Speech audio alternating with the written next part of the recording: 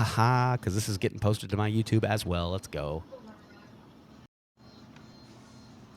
James asks, Ashton, you switched out the fusion edges for Fishman's? No, actually, these. Oh, am I muted? Nope. I'm No. not muted. No. These are DiMarzio Titans. So I routed out my pickup cavities to specifically fit these pickups, and the end result was I hated the Fusion Edge pickups in this specific guitar, but in my other guitars that those pickups are in, I think they sound fine. It just didn't turn out well on this one. Fair. Oh, and just a heads up for everybody. Unfortunately, Ashton's audio and video are a little out of sync. We're just gonna roll with it. It doesn't matter. Shit, it's that bad, huh? It's just yeah, it's probably like a solid 5 seconds. Equipment. Hey, it's all good, man. Not everybody has spent an absurd amount of money on computer stuff like I have. All right, so you said you have some riffs. I do. I've got a couple. I can just hit play, and I guess it'll be nice since you'll hear the audio, but you don't have to see any video on it. Yeah, that's fine. Okay. If I make any ugly faces, it's because I hate most of the stuff that I come up with. So this is what tuning is all this in? Like, is it just in random tunings? I think this was in drop C, but I mean we can play it in E. Why not? Sure, yeah. I also have a drop C guitars, so I mean, if you want to stick with a 6 or something, we can totally do that. This was just me noodling in drop C. Like, this doesn't have to stay in drop C. Cool. You know, I like all the thali stuff too.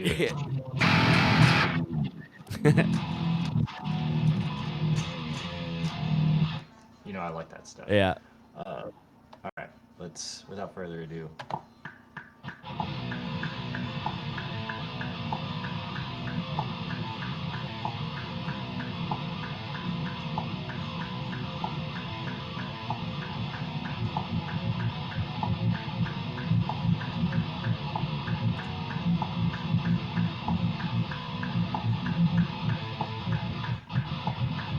Got a little away from the metronome there. Yeah. Okay, so real quick though, I really like that opening riff.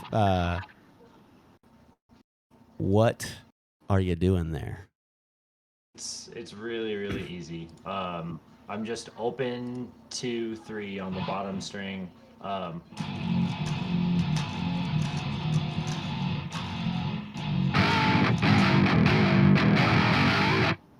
Or is it you just like? And just.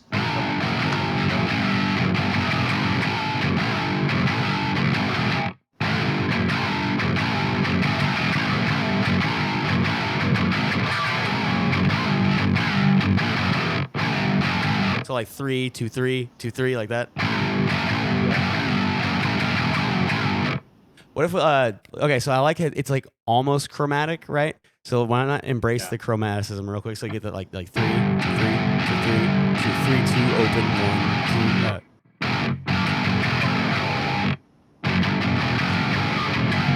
Yeah.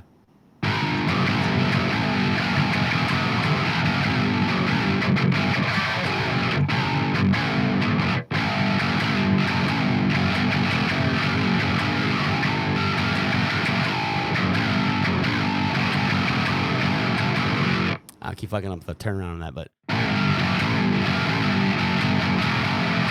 no, shout, because I want to go like 2, 3, 2, open 1, 3, 2, 3, and kind of like turn it back around to that.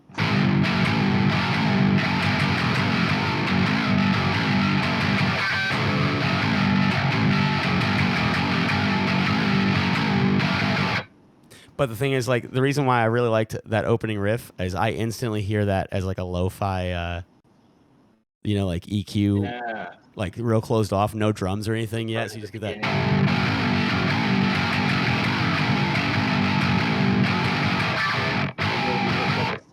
Like a single snare hit going into it, like yeah.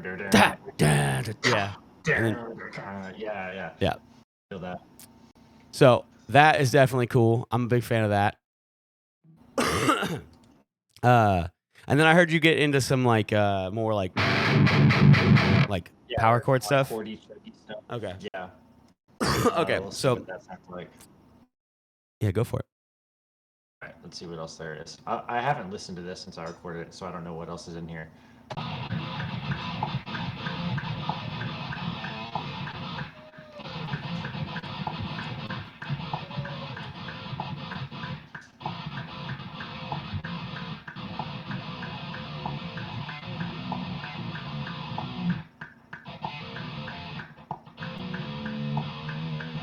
Sorry, this is my noodling.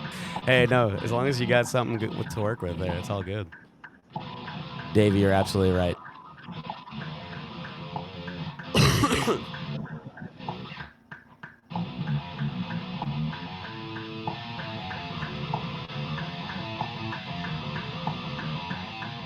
I think at this point I was just messing around with the harmonic minor scale, so sure. Like open harmonic, like as in like 0, 2, 3, 5, 7, 8. Gotcha.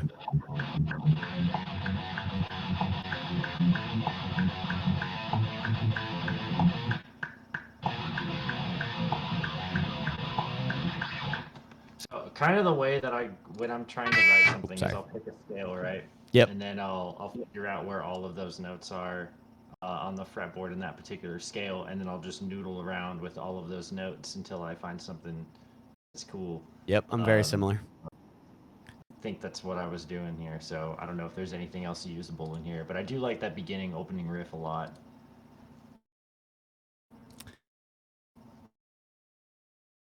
I'm gonna noodle around and see what else I've got in here with it muted, so I don't. Oh, you're good. Yeah, yeah. I'm gonna work on doing some stuff in the DAW real quick to try to get the tempo and stuff set up. Luckily, nobody has to hear my my metronome, so that's kind of one of the cool things about setting things up the way that I did. James, to answer your question, yes, I'm on an 8. Ashton is on a 7, but we are both in drop E.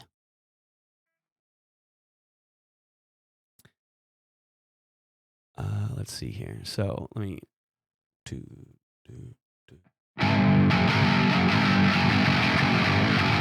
That's a little too fast. 100 BPM is, excuse me, sorry, pushing it a little bit. Let me drop that back to like 95.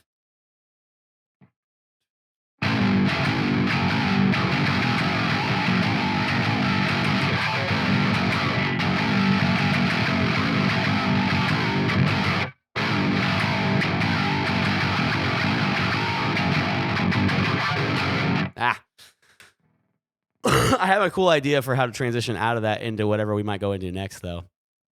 By messing up, I kind of... What gauge is Ashton using? This is a 74 on the bottom, and I think I'm using I want to say it's an 11 to 60 set. So I'm using 11 to 60 with a 74 for the low F, and then I have it pitch shifted down the whole step. Oh, you're pitch shifting. I mean, I have this tuned in drop F, but it's kind of floppy already, and I don't want to go any lower. For sure. Okay. Yeah, that's fair. So there you go, James. He's rocking drop F, and then I get you're pitch shifted a half step, right? Full step down. So then you'd be in E flat. Right? No, you're right. I think I am in E flat actually. Now that I think about it. Oh, okay, yeah, because I'm just in regular drop E. That's fine. I can fix that.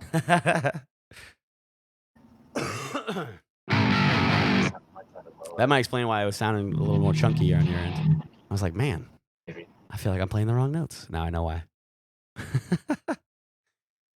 Da, da, da, da, da, da. So 2, 3, da, da, da, da, da, da, da, da, da, da. There you go.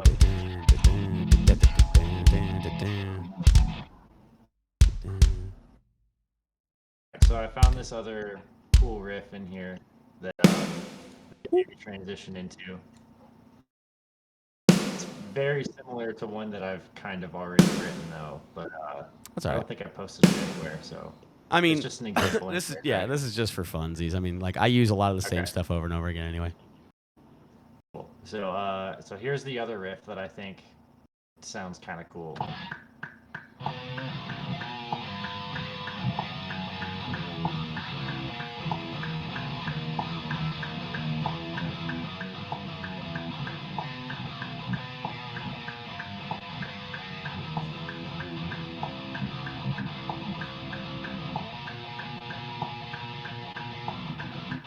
sure what that was. Sounded like you were like. Around a lot. Yeah, it sounded like I think you were going for that natural major 7.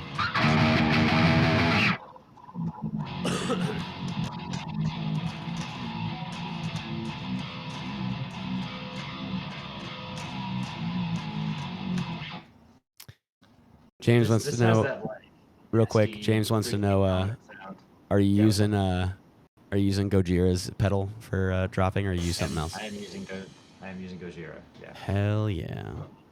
Now, see, there you go. James, we're both on Gojira right now. It just sounds good, yeah.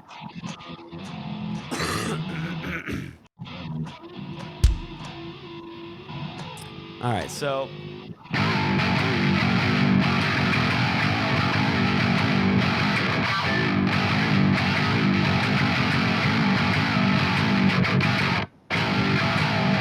yeah, down. Tell you what I'm gonna do real quick. I'm gonna record that so we can just like have that ready to go. Just that idea, because like nothing that gets recorded tonight has to be used. I'm just doing it for the sake of getting it done. Excuse me. So let me get the DAW going the way it's supposed to be going. Yeah, okay, good. We got a pre-roll. I'm gonna knock this out real quick. 2, 3, 4.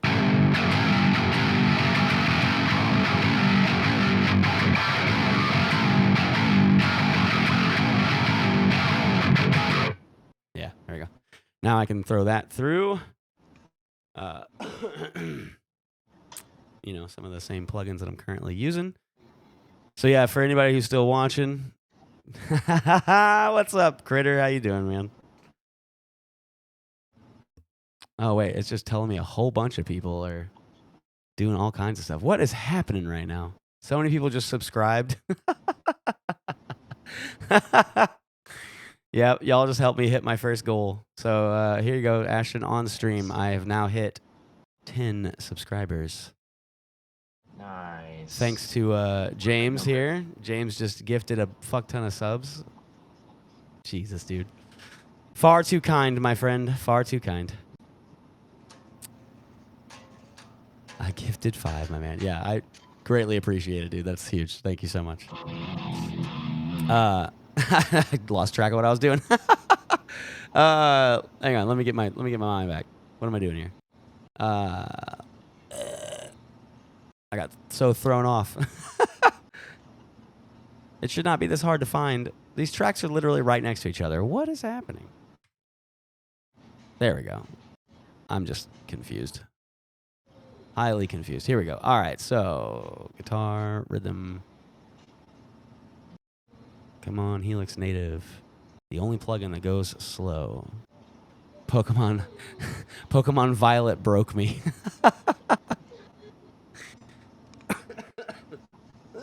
You'll have to let me know if it's any good. I considered it once I saw the advertisements for it. I was like, man, I kind of want another Pokemon game. All right, so here we've got that tone. Let me throw it through frequency. Oh, and Davey with the sub, too. Thanks, dude.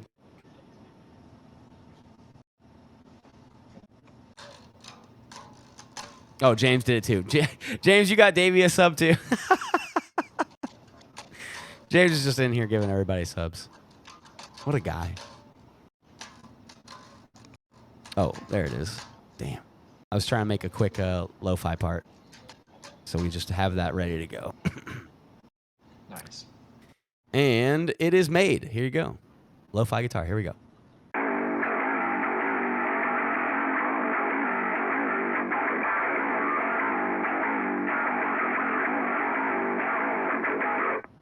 Got it. Yeah, maybe that. Got it. Yeah, I like that. That's kind of cool. Should we do like two kicks going into a snare, or just like just a simple like a kick snare kick or something. You know what I'm saying? Yeah. Either one. The Please cool tell thing me is if any we of can your listen. subscribers make fun of my arms flailing around because I know it looks silly. That's why I stopped playing drums.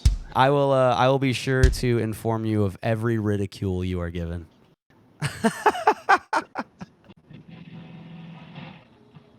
You did say that, James. You did.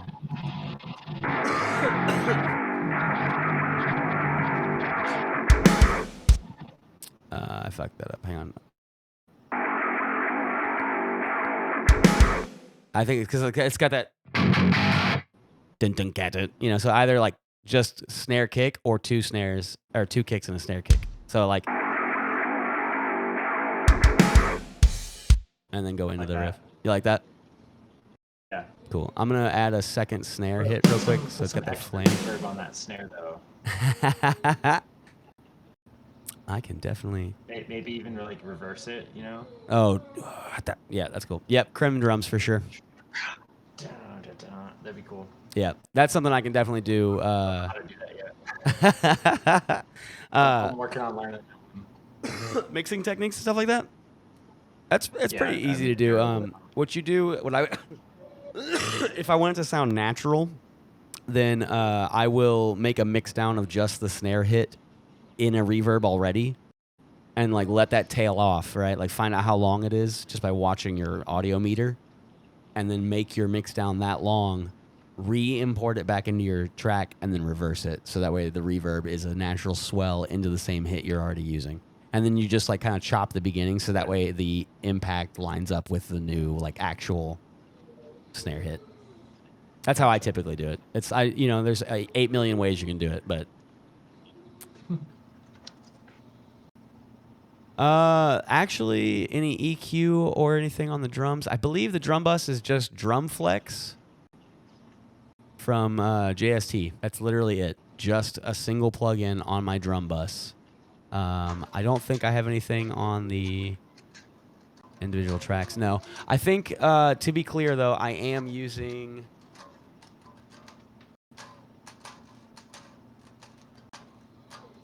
I think I am. Hang on. I'll tell you for sure. Okay, yep. So the only other samples that are being used are Kick Forge. I'm using, they have a preset in there called Monumental. Just makes the kick drum sound beefy. And then a snare plugin that I got from Sam Pura called, is it Liquid? It's not Liquid Death, is it? It's like the water thing. It is Liquid Death, yeah. Liquid Death, SJC snare. Here, I'll tell you what. I'll show you my screen real quick. So you can see what it looks like. It's a sick plugin. H5 full screen. Bam. And there you go. That's what it looks like right there. All it is just layered in with the hits. And actually, it didn't even show it go off there. Why is that? E1. Yeah, it should have.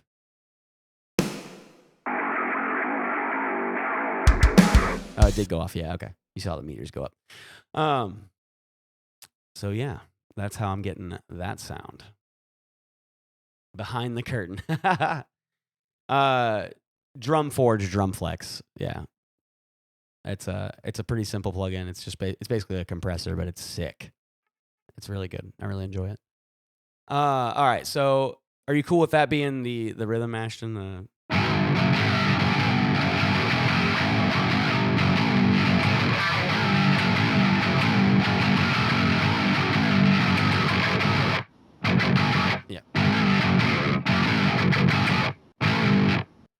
Yeah. That's fine. Right. Once I figure out what you're doing. I can tab it out also. And if we need to, we can always adjust things down the road.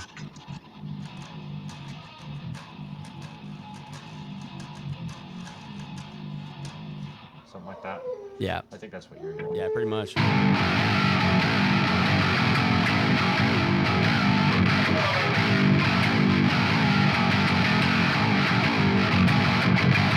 Damn. I need to get that turnaround right. What is? I tell you what. You know how we find that out? On like a second repeat. on like a second repeat, we could do that same thing, but maybe displace it by a 16th note, you know? Sure. Like a ghost note before we do the same thing, so then everything is happening on different beats. Sure. Give it that like polymetric kind of feel to it, you know? Yep. Not gonna lie, that's gonna fuck me up. I think we should. Yeah. I'm not gonna lie, it's gonna fuck me up. That's one of my weak points, but I'm down to do it.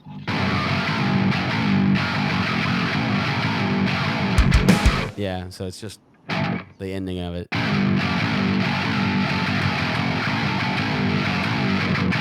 Yeah, just like you play it like you normally would.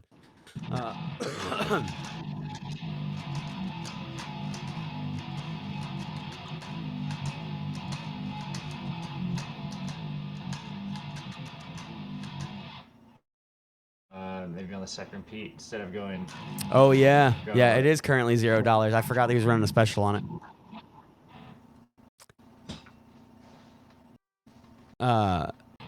If you need to know how I ran it, all you do is you load it up like a drum VST, and then send your MIDI out there also. So like you can write in one drum MIDI, but like it'll have a MIDI send, and you can send it to up to 4 instruments in Cubase, and then that way, like the same drum map that you're making for whatever normal drums you're playing will also send, and then it only receives 3 MIDI signals. So you tell it to what your main hit's going to be, your rim shot, and I think either a flam or a stick or something, if I can remember correctly. But easy layering them, yeah, super easy. All right, so we've got the intro riff, and obviously the first riff now. That's kind of cool. Already off to a good start. You had a good riff there. I like that. Oh, let me turn frequency back on. I think that means it's your turn to try to come up with something. No, I can definitely throw something in here. If you want to write the whole thing, be my guest. It's your show. It's your show now. I want you to add your flair to it, though. Like either add something to what I already have, or add something to the end of it. You know. Yeah. Add something on top, or add something. I definitely, I've got some ideas already brewing just from the groove of it. Davey says your guitar is sick. There you go. There's your first criticism. Your guitar is sick. I've had to do a lot of work to it to make it look and sound this good. I had to rewire this thing like 3 times. Yeah, for those of you who don't know, specifically Davey, I think James, you might already know this, but Ashton works at a guitar center in Houston or Dallas? Or Louisville, Texas. It's kind of Dallas area, Texas. There you go. He's a homie from Riffhard. All right, so let's see here. Let me just do a quick demo track. I didn't have my click track on. Whoops.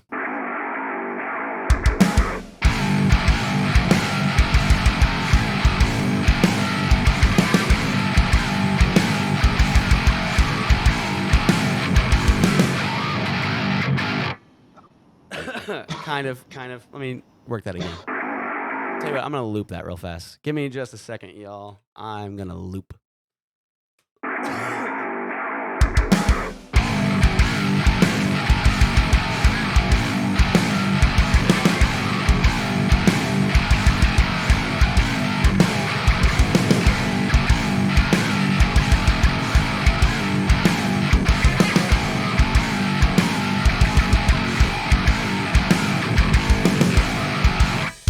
Okay, I have an idea though for how we can transition out of that.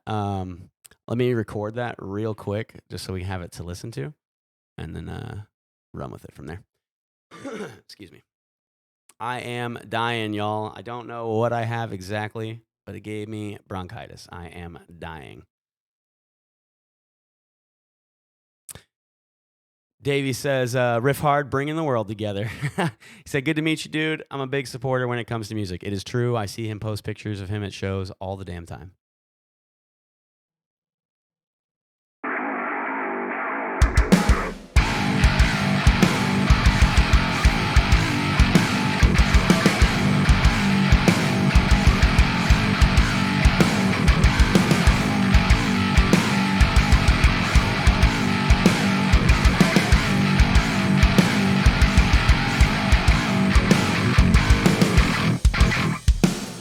chunky after that. I think I'm. Hang on, real quick. Make sure we're keeping up with the rules. We are already at 30 seconds, so I'm not gonna play that twice through like that. I looped it twice. That's too long if I do that. We want to make sure that we stick to the rules of the challenge. Right? We don't want to like approach it and be like, "Hey, check out our example riff," and it's 3 minutes of riffing. Hey, here's an example. It's 2 hours of just nothing but riff salads. Right. Good luck. Come up with 45 seconds, y'all.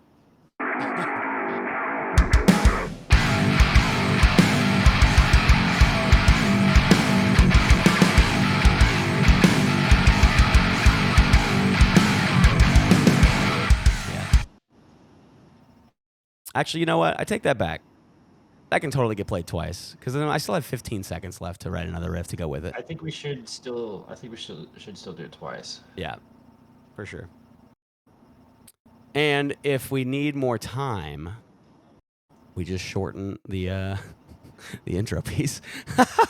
Exactly. Just like the volume, swell it in, and just bring it right into the drum hit.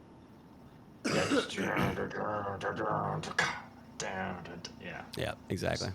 If 2 or 3 seconds in the intro. Yeah, if we start feeling like we're running out of time. What I'm going to do real quick is I'm going to find 45 seconds in my DAW and know that is the hard cutoff. I need to do that on all of my projects because usually I'll just start writing stuff. Be like, man, this is so cool. This is going to sound awesome. And then it ends up being like 2 minutes and the time limit is like 50 seconds. Yeah. It's like, shit. I have to cut everything good. Yeah. Everything I thought was cool, I now have to cut. All right, there we go. So I'm going to throw that there. Excuse me. Okay, so I've got 2, 3. All right, I tell you what. If I increase the tempo a little bit, I'll be able to get away with a little bit more. That works. Oh, you know what? No. I got an idea. All I need, I've got 1, 2, 3, 4, 5, 6. I need 2 measures. So if we just cut off 2 measures off the intro, volume swell that in, then we're good. Then I'm well within the time frame. Not that, because like the whole thing about the 45 seconds is it's good to have like a little bit of a rule to keep you, on a path towards something. So now what we get for the intro is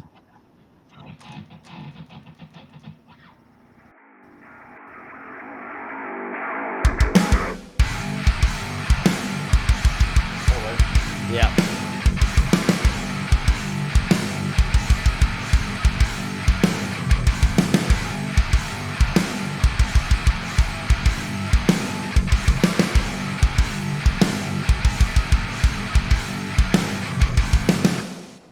And then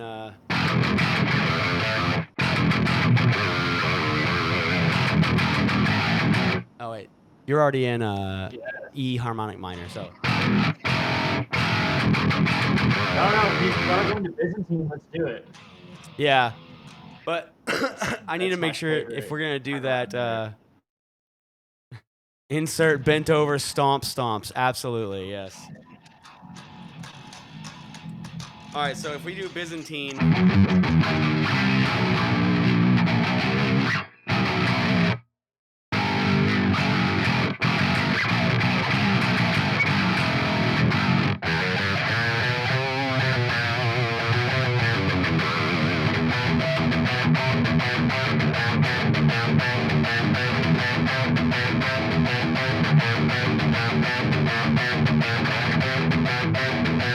No time for that, but I like that. There's some, we can definitely do some cool stuff there. So,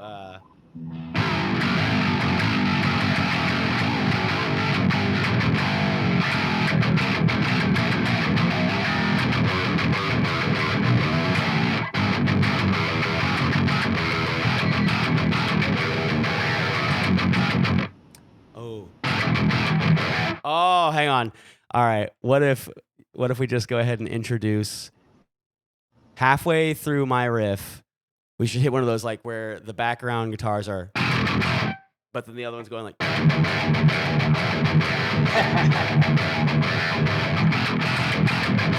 He has to get da da da, and then just like spaced out fucking China hits. I think that's gonna be cool.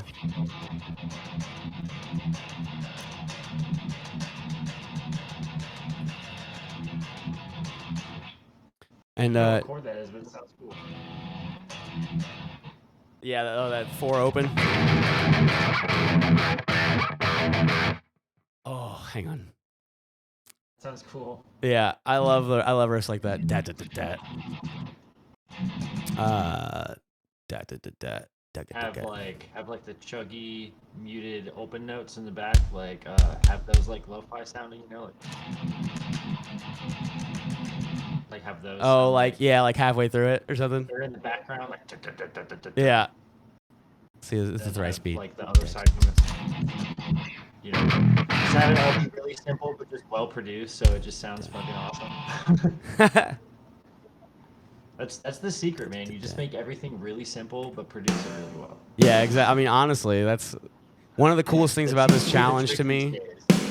The big thing about this challenge for me has always been just keep it simple. Like, just go straight for whatever is like inspiring you, and then like between the two of you, you know what I mean? Like, throw ideas at each other, and if something sticks, don't question it. Just fucking run with it. Because like the biggest takeaway for me, whenever I work with somebody else on a riff of theirs, and then my input, it just kind of allows me to more quickly arrive at what I think fits something. And then when I take that back to my own writing by myself, I kind of stay in that mentality of, okay, well, these two riffs go together. Don't question it. Just do it. Yeah. All right, so we're going to go to Halftime China. Duh. Yeah. So let me get this. I don't even have the first half of my riff figured out. I just have the second half figured out. You just have the China. That's all you need. The China says it all, yes. God, why does this guitar sound better coil split in the middle than it does on the bridge? Here's the bridge.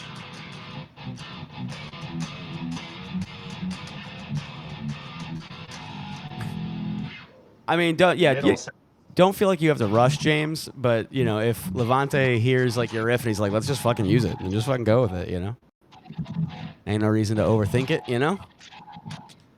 You will have a better success with any riff you write in this world as long as you just lean into whatever it is. Like, if you're doing tap stuff, just do some fucking tapping. I mean, you can sit there and question the notes, you know, sometimes, but if you think it sounds cool, then it probably is cool. So let me loop this real fast. I'm going to record the lead guitar real fast. Let me throw... I'm noodling again. Yeah, go for it, man. Do your thing. I need a lead guitar tone. JST.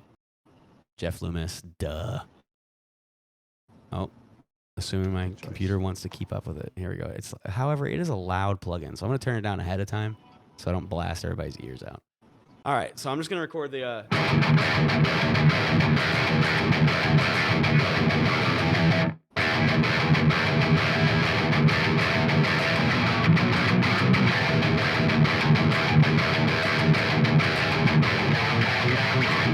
Oh, actually, that's kind of cool because then I can use the that's the like the 4 open here is using since you're playing harmonic minor, that's essentially using the major 7, and then obviously the 1. Yeah, so that's that minor second feel between the major 7 and excuse me, the Ionian note, if you will. It's not Ionian, but you know what I mean, the 1. But then if I go like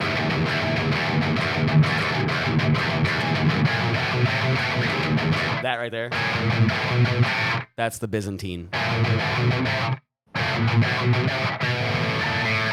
Oh, I'm sorry. That note's not allowed.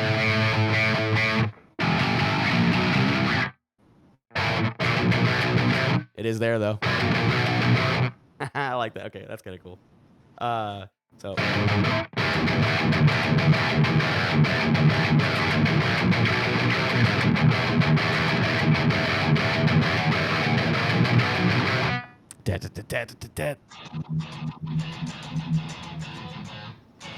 And then I'll show you my idea for having the rhythm guitars behind that, because that's not meant to be up front.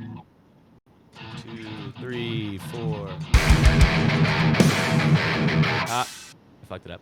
Hang on a second. Sorry if I can. Oh, you're good. You're good, man. You're good. I didn't tell you I was about to jump into it. You can't hear my click either, so you didn't know it was coming. No worries. 1, 2, 1, 2, 3, 4.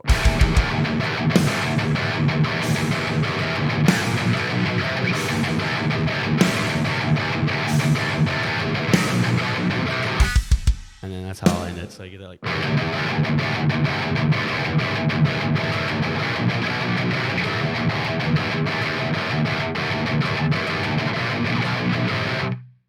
And we'll just end on that. Dat.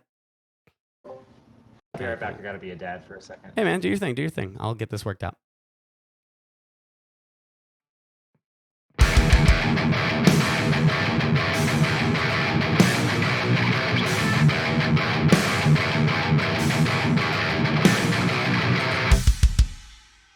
There we go. Is the whole plugin contained in the VST3? Oh yeah, because you just drag and drop the plugin. Correct. Yeah. Excuse me. Yep. The separate folders. I think the other folder is the sound library. So if you wanted to put the sound library somewhere else, you could, because you can tell the plugin where to find the sounds, or you can just keep them together in your VST3 folder.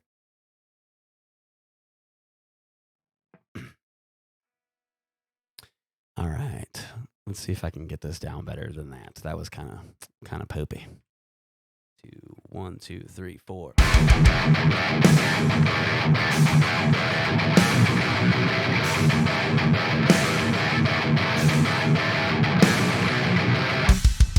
And then we'll end on that. Excuse me. Jeez. Sorry, y'all. Being sick is not fun.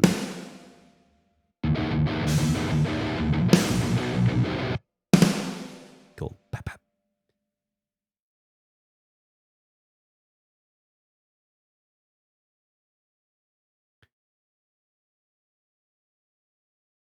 Nice, man. Thank you. I appreciate that. I spent a lot of time trying to get this set up right. An insane amount of work went into this, so I'm happy to hear that it's translating well.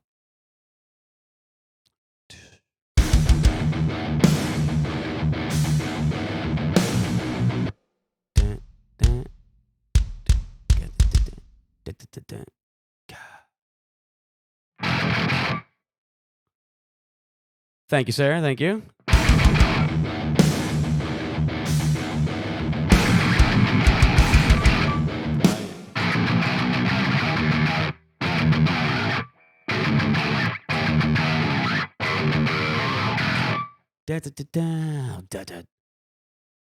Like that. Maybe this would be cool. Excuse me. Sorry.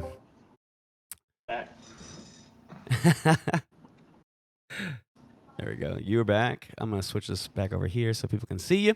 I'm working out my ideas for what the rhythm will be on the second half of my particular riff. And I think I'm going to go with something kind of like this. 2, 3, 4. Oh, no, fuck up. Da da da da da da da da. Right there. Okay, so.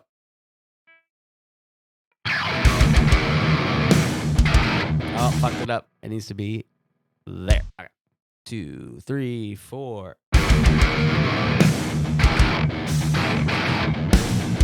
Yeah. Da da da da da da. Okay. Leave some work for me.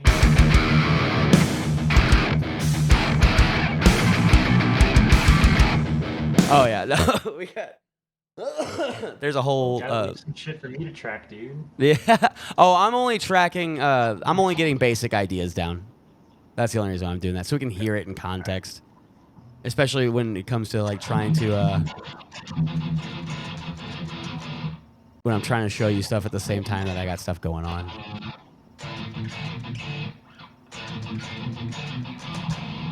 Yeah, what I'm thinking about going for here is because like that 4 open right there. right? I want, instead of going like, I was thinking about go ahead and like accentuating the 4 or the 4th fret, sorry, but it's the major 7. Yo, bacon flavored streaming. What's up, bruh? I actually have no idea who that is.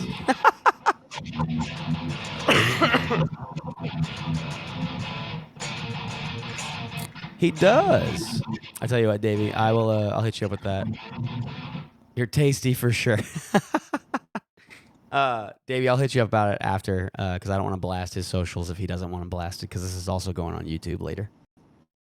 Mine? I don't care. Blast my socials. There's nothing going on there. Oh, okay. Well, in that case, do me a solid while I'm figuring out this riff real quick. Drop it in. Drop it in chat. Yeah, drop it in chat. I do need a new sub goal, James. You're right.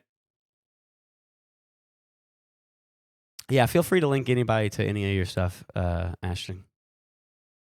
All right, so let me figure out this riff real quick. 2, 3.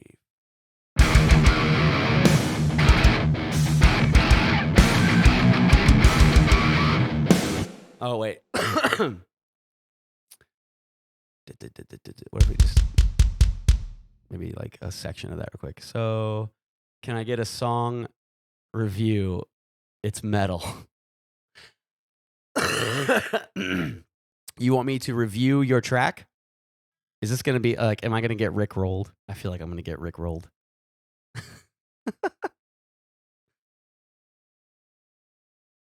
Don't fall for it. It's a trap.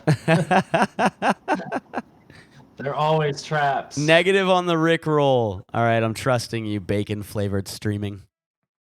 It's going to be something else. It's going to be like money. Davey said, I'll break my iPad. Yeah, let me. I'm gonna mute my computer audio to make sure it's nothing like like that one section of that Emir song that sounds like an adult website. Y'all know the song I'm talking about? It was on God, what album was that? The last one with the old band. I forget now. I don't know. It's like Hinata's Warrior or something like that. I can't remember now.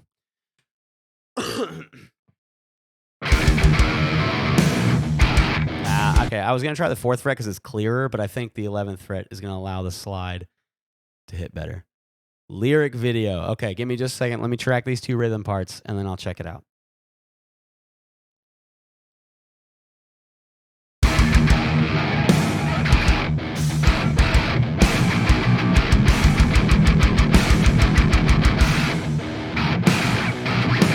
Yeah, maybe like so.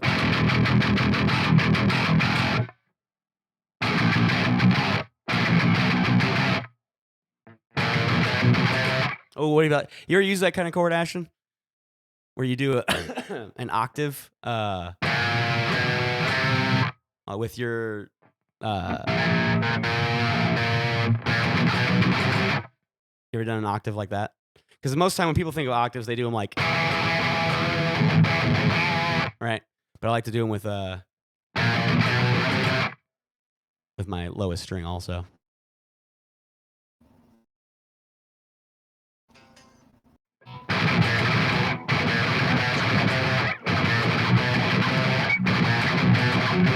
That's kind of a cool idea, the gallop idea. I like that. That is not terrible. That's a cool fucking idea. See, this is why I like doing the live stream, because sometimes people will show up with like interesting ideas. This is your part, so.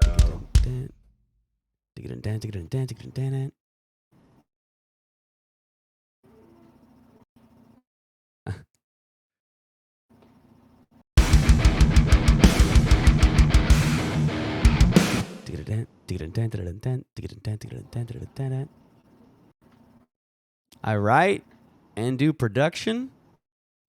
Nice. Okay, I'm gonna have to change that to 30-second notes. There.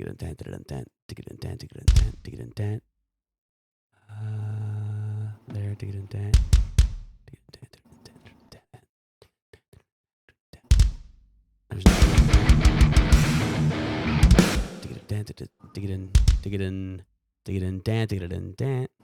Shit.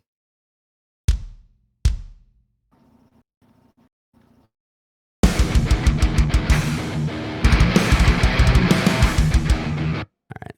Kinda got that idea going now. Real quick. Let me track it. Let me try that out.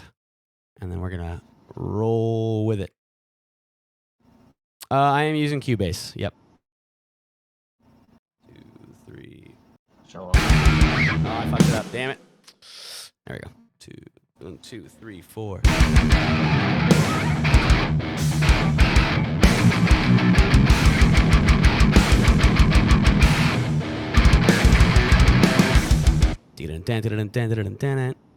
Now I gotta redo the lead guitar also, just to help accent that. I'm gonna do the rhythm guitars first though. Here we go.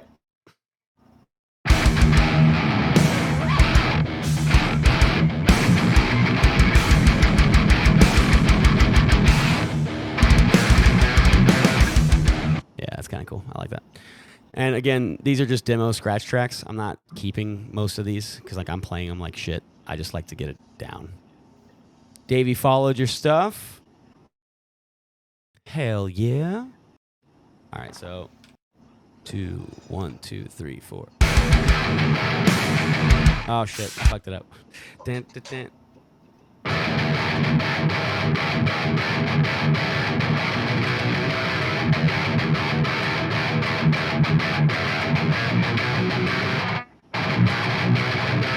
Yeah, okay. All right, I got it now. Here we go. 1, 2, 3, 4.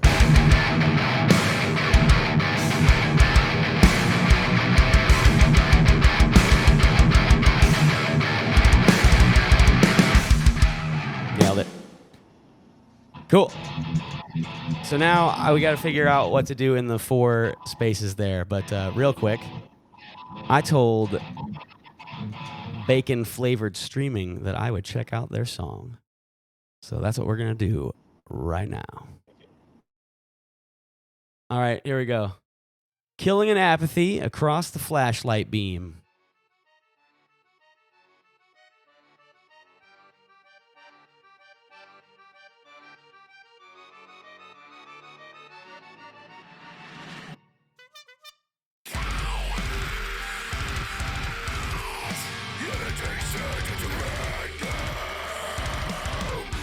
It's heavy.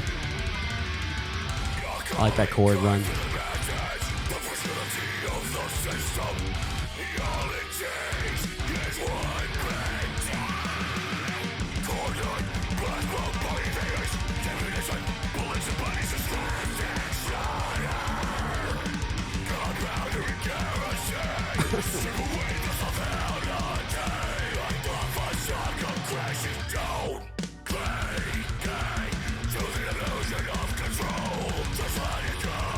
I really like these, this like use of harmonic minor right here.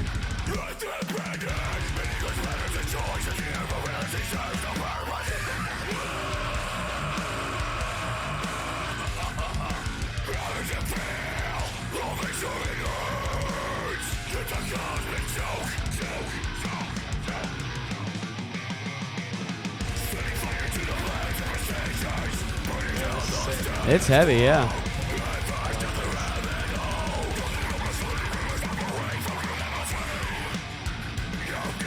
Cool break right here. I like that.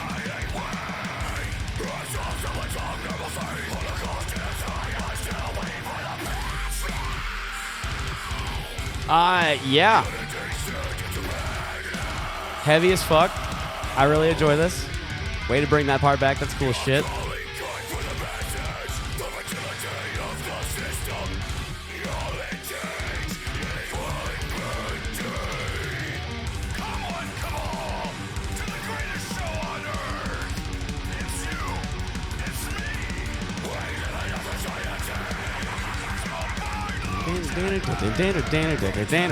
Yeah, I like that.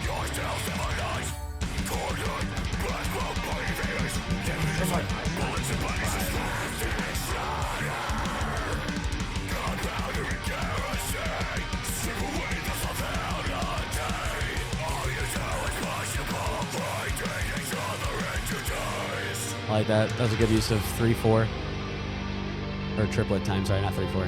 1 2 3 2 2 3 3 3 4 2 3. That was cool.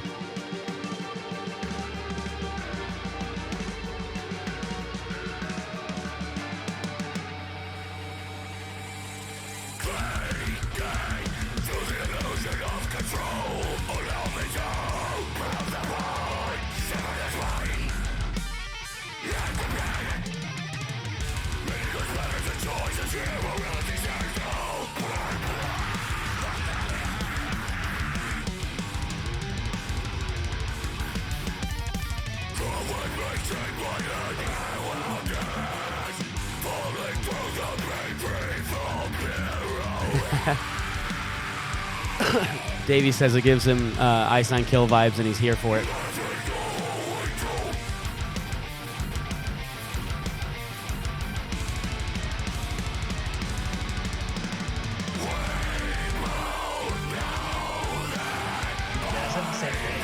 Yeah.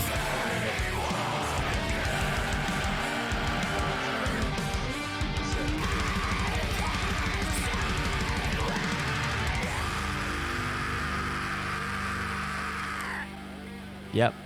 That was heavy as shit.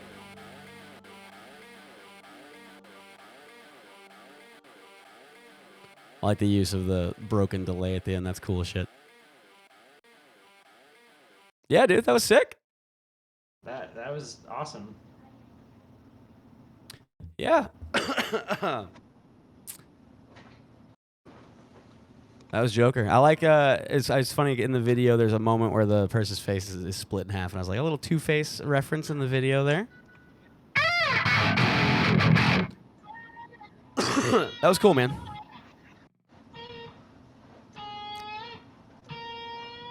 All right, Ashton. Oh, Bane or Scarecrow? Tell me this. Is Bane heavy as shit? Scarecrow sounds like it would probably be, like, I'm thinking like some Thal or something.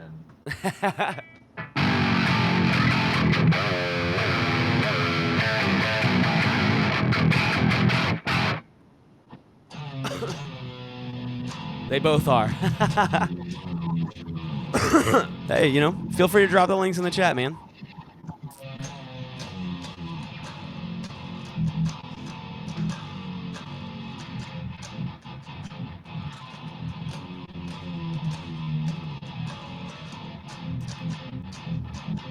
All right, Ashton, I've got 4 measures to figure out what to do to lead up to that part.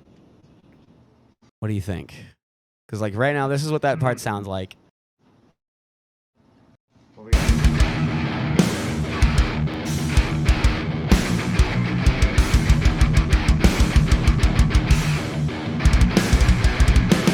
And then it just comes to a stop right there, because that's 45 seconds. Do you think it's too fast to do some like hammer-on type stuff? Because I know we both like doing that, but is that too fast of a tempo? It's either gonna feel too slow or too fast.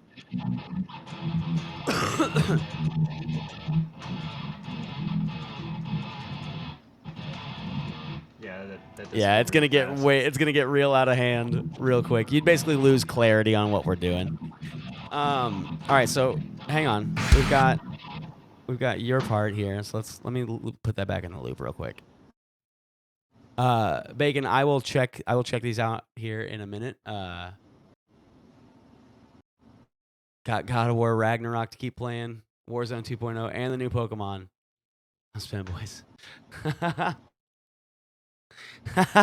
Well, thanks for running the stream in the background, homie. I appreciate that. Yeah, Bacon, I will check those out in a minute. We are attempting to do this for Riffhard. So, got to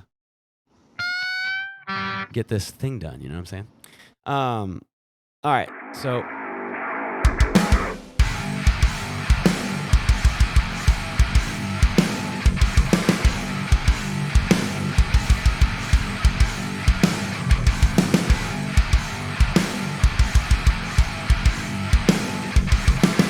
Oh, you mentioned doing like, how about we bring in a little bit of an element of your previous version, right here in the last 2 measures. So this is the turnaround. So here's the first half. We'll do it the way we've been doing it, and then I'm gonna attempt to not suck, but I'm gonna play an idea that I'm talking about.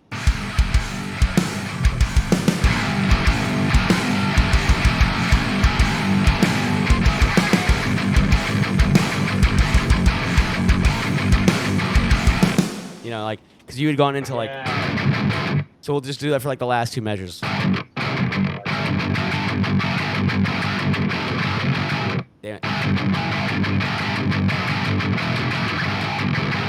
Damn it. Damn it.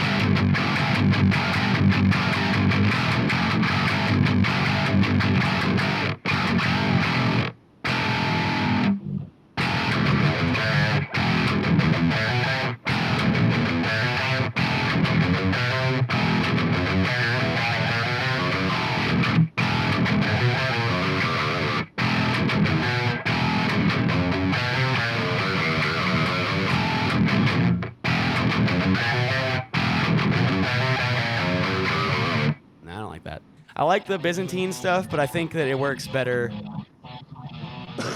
in certain instances, and I think we've kind of already got it in the good instances. So I think I'm going to do is I'm going to lean into... Best part of Byzantine is that...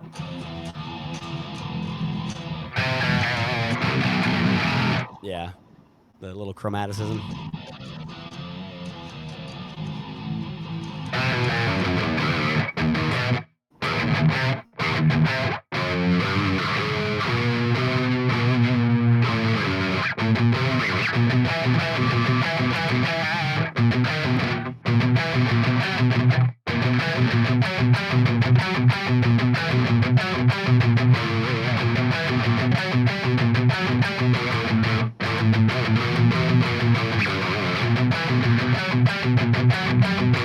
I don't like that. I kind of like that. It's not the worst, but like, I want to find something like, I want to reference the harmonic minor for part of this, and then have it swap back into Byzantine. So I think what I'm gonna do is like I'm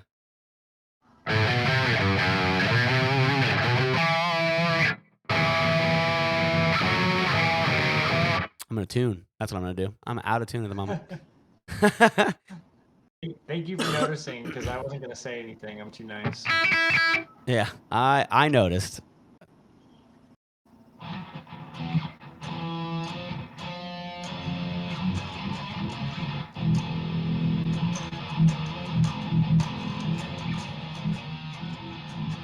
I hate tuning so much. I need to get an 8. Here's what I really want. You guys want to know what my wish list guitar is? I want somebody to make an Evertune for multi-scale guitars. Ormsby makes them. Who does? Ormsby makes Evertune multi-scale? Wait. Is it that fake multi-scale thing that everybody's been talking about where it looks multi-scale, but it's like half an inch? The neck itself is multi-scale, but the perpendicular fret is at the 24th fret. So, most multi-scales, like I think the one you have in your hands, I think the perpendicular fret is probably around 14, 15 or so. It's perpendicular. It's like 12 or 13. Yeah, it's between 12 and 14, yeah. So the Ormsby is perpendicular to the fretboard on the 24th fret, so that the pickups don't need to be slanted and the bridge doesn't have to be slanted to accommodate. I don't know if I like that. It's longer. There's like an inch difference, I think, at the nut, but it's kind of weird, but I mean it works. It's a concept that works, and it's an Evertune and it's a multi-scale, so who cares if the fan is a little bit different? I personally wouldn't. I mean, the Evertune is a good trade-off for that. I will. I'll have to check it out. You'll have to link me to it or something. I'm gonna scratch track this that last two measures for your thing that I was talking about. We can always tweak it. It doesn't have to be what I'm doing right now. I'm just gonna get it down so we've got something there.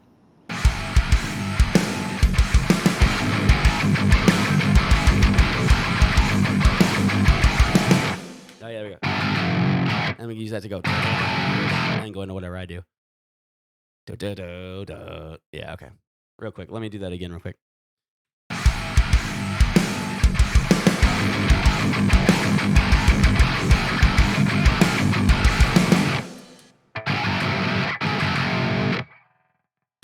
I suck. I suck. There we go.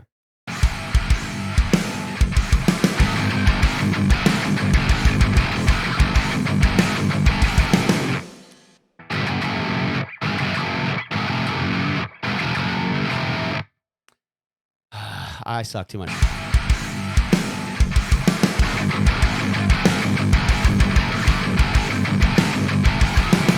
I fucked it up again.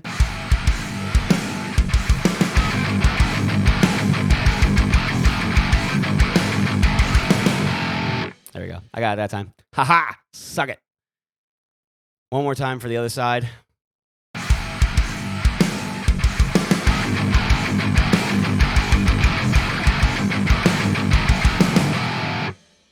There we go. And then what I'm thinking about doing for the first half of my section, if you will, and then we can start going over like revisions for the parts, if you want to do that. Something like what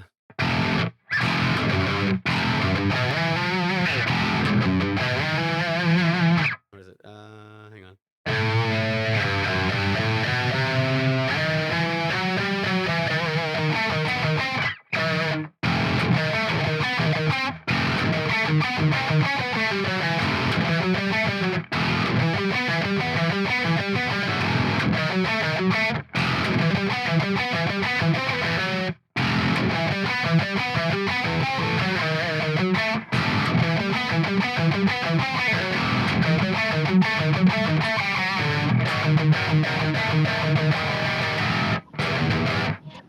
Okay. Maybe something like that to kind of add like a little melody-ish thing.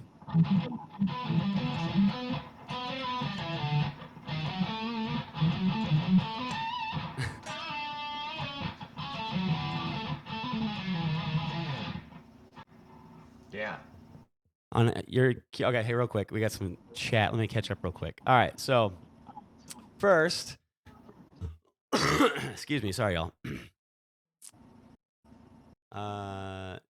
Inch here, inch there. As long as there's nut, I'm good. Okay, I'm looking too. How does the Ingle 81 behave for super low stuff? I'll be honest with you, I don't use an Ingle 81. EMG 81. My bad. I am blind as a bat, y'all. Forgive me. And that's on the internet forever now. I personally don't like EMGs for down-tuned stuff. Yeah. Don't really like EMGs for anything, if I'm being honest. I've tried a lot of them. It's hard to get like a good clean tone to me. I agree. I know there's some dudes out there that really love them too. Like Joel Wanasek absolutely adores EMGs. Okay. James wants to know, why does Ibanez put fusion edges in prestige models? I don't know. They shouldn't put them in anything. They should just not exist. No, I'll be honest. I have 2 Ibanez 6-string guitars. One of them, this one right here, this little green one.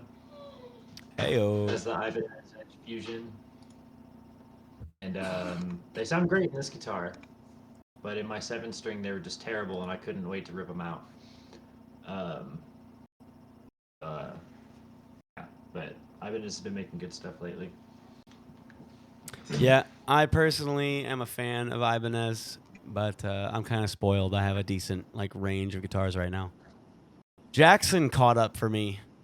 I had a thing against Jacksons for a while when I was younger, and then all of a sudden they started putting out quality like instruments, and I was like, okay, like that worked with the way that I play. It's not that they didn't make quality instruments before. It's just that when I would pick up a Jackson, I was like, this does not feel like home.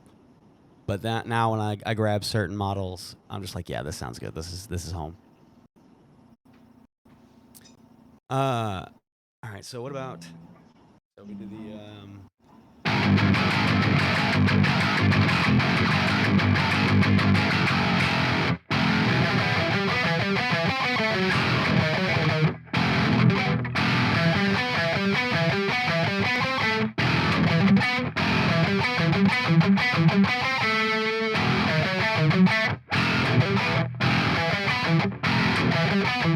No,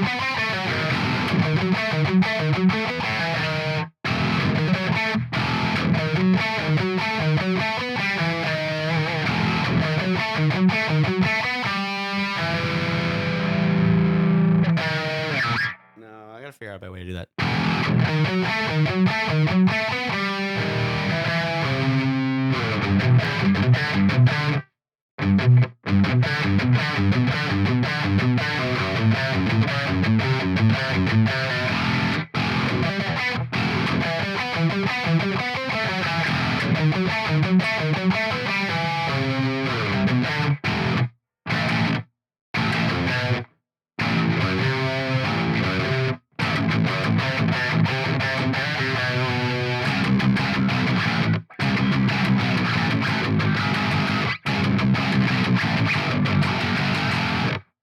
Maybe.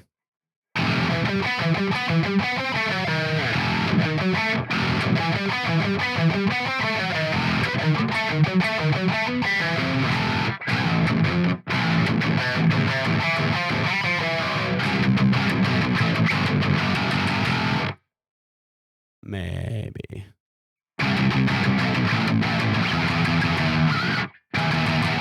I want to find the right way to lead into that next section.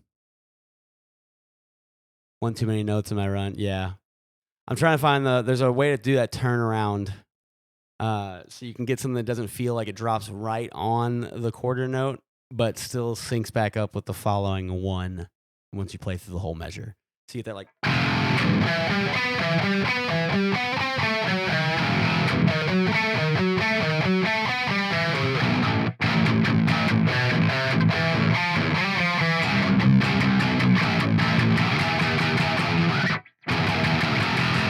Maybe instead of doing that 11th fret thing at the start of mine, I'm gonna take out that da. I'm still gonna do that beat, but not on the 11th fret. I think I'm just gonna do open because it makes more sense to use the harmonic minor stuff that you had already established in your riff, and then like do a descending pattern to like lead into what's coming here. So I think that's like the change that I would make to the second half of my riff. But the question also remains, does this even work coming out of your part? So.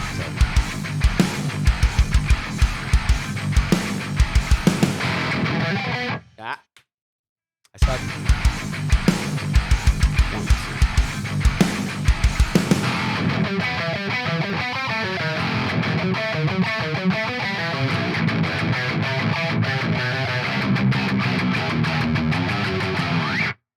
It would if I played it like that, but like not shitty.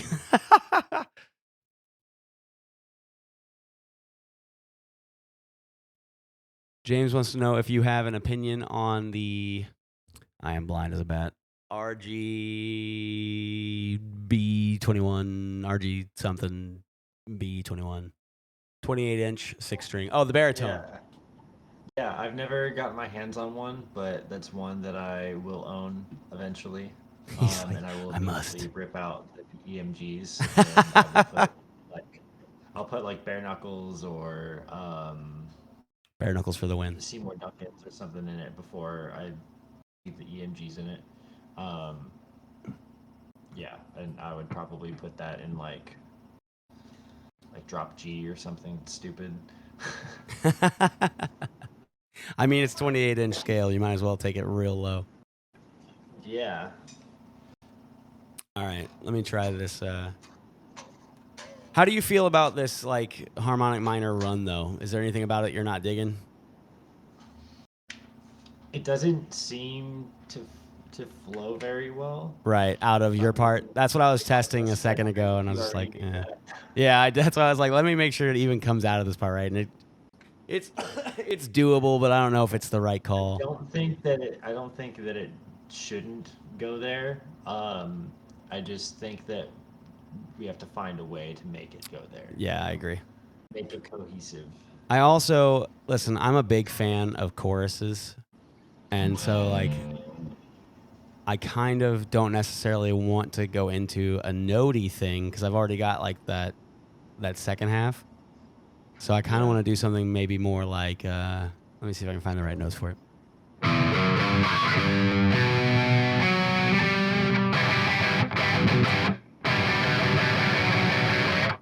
So your part ends with this.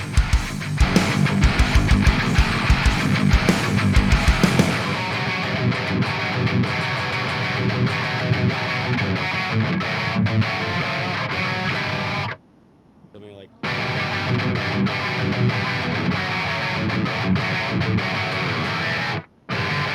No, I don't like that. Hang on, let me find it.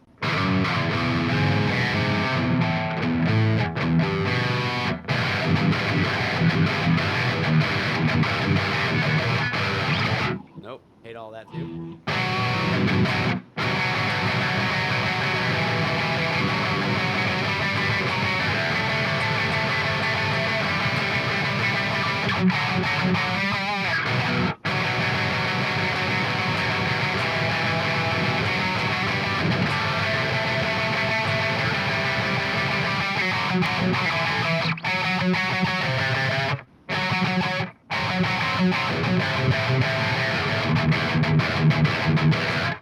Something like that might be kind of a cool thing to do.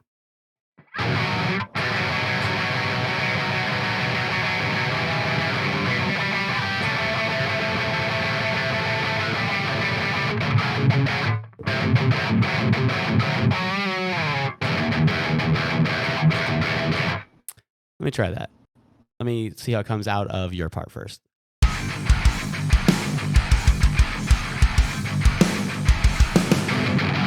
Oh, I fucked it up.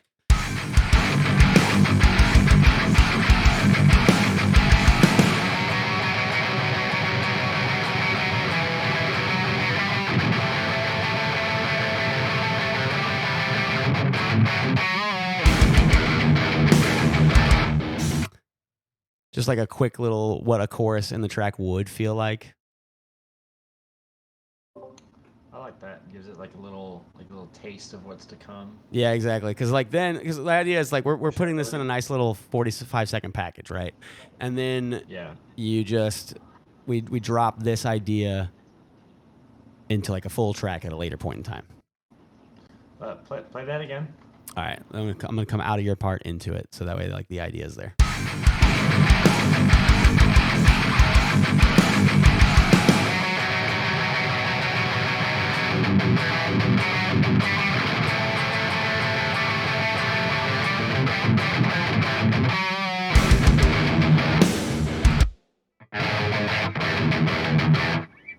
I think I would. Like to keep it that way, I would think the drums would have to still be driving towards into the next part, because if you like, there's no drums there now, but they would definitely. It would be. I know, but I'm saying like I would keep the drums like high energy and like fast tempo. For sure. Not like halftime or anything like that, or not even. No, I agree. I agree. At this point, I think that would make that whole feeling start to like drag and then go into a slower breakdown. Like you want to kind of, in my opinion, feel like the false sense of like it's leading somewhere, and then smack you with like a. Yeah, for sure. I'm just I'm throwing in like the most basic beat ever, of course. You know, that's what you start with. Excuse me, y'all. Sorry. Just throw some cymbals in there, and so I think though I want to find something that would like go from the.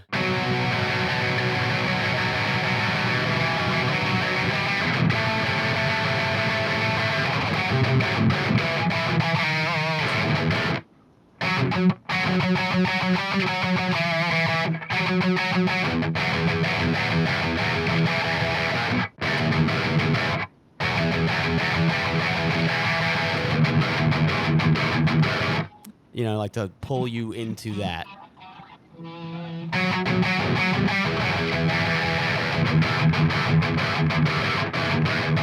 That's kind of a cool idea. I like that.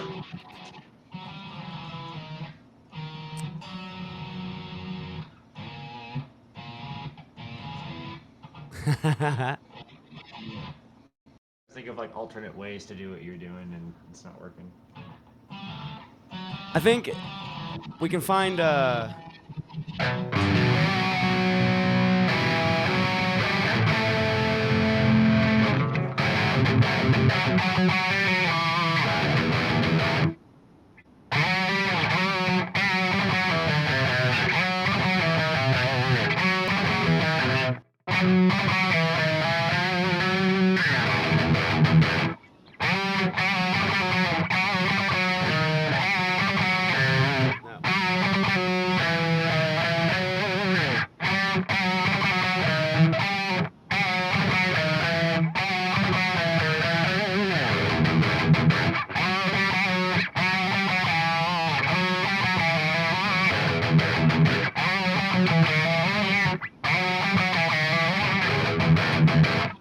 Maybe something like that.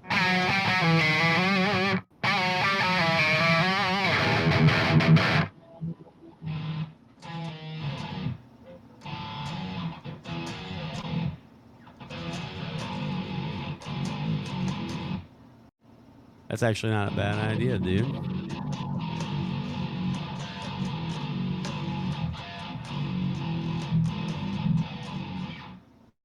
That's kind of what that feels like it would lead into. I don't think we have time for that though. No. But it's cool. It's cool to know. It's cool to know that might be like a cool thing to have later. Then again, we could also just not do the thing that I suggested for the second half and instead scrap that idea. So we just go from the...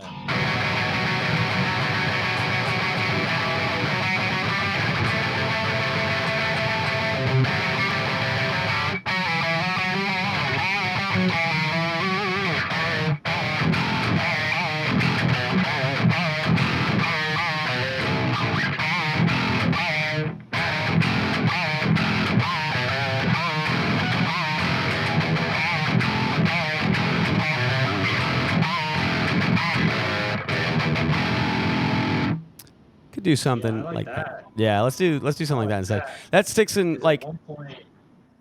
It's got more in common. The first repeat, we could both be doing that same note, and then the second repeat, one of us could maybe go down an octave and do like a major seventh. So instead of going, the other one could go. So it'd be a major seventh with a bend.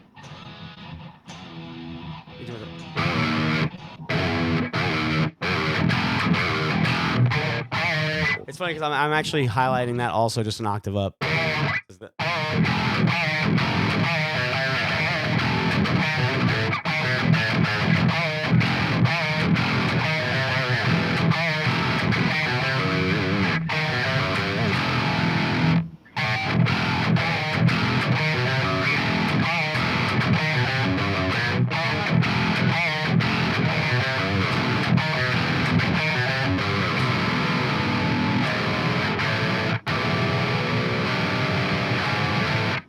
Something like that. If I didn't suck so bad.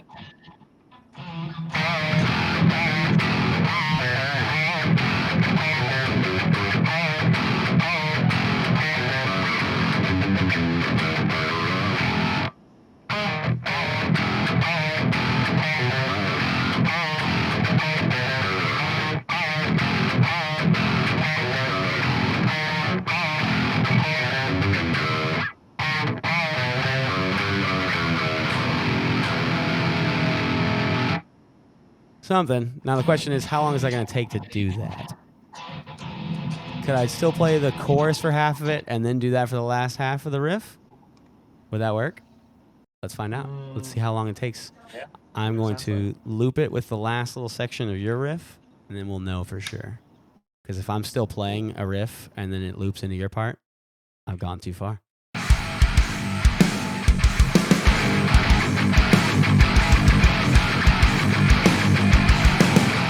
Oh, shit. I fucked it up already.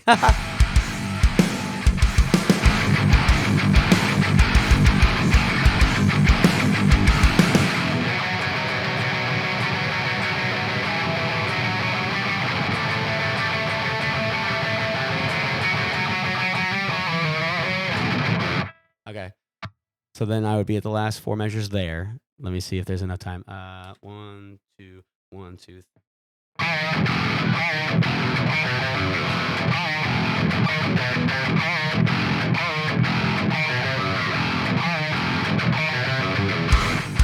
So yeah, we wouldn't have enough time. I might have to just forego the chorus and then instead go into this riff. Maybe. Let's try that instead. We'll go into this riff instead.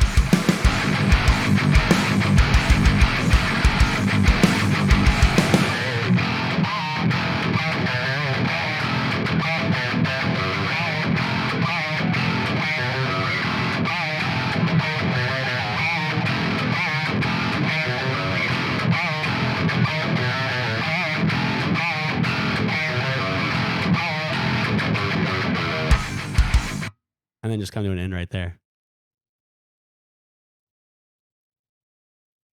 What do you think? I dig it. Yeah. Definitely a good starting point to work on. Yeah, it's cool. All right. Well, in that case, let me move some of these other things out of there real quick. Bacon flavored game streaming, dude. Thank you so much for the bits.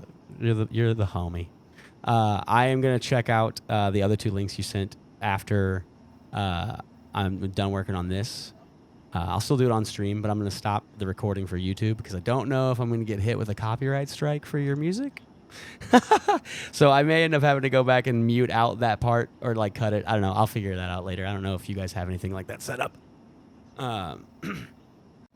You know, all that fun stuff. I don't think it'll be an issue, but just in case for after we're done working on this, then I'll go and stop that recording. Nope. Non-DMCA. I love that. Okay. All right. I'll tell you what, then I'll keep it in. Excuse me. Let me get this tracked real fast. And then Ashton and I can discuss anything else we want to do with it. Yeah. All right. So first of all, let me...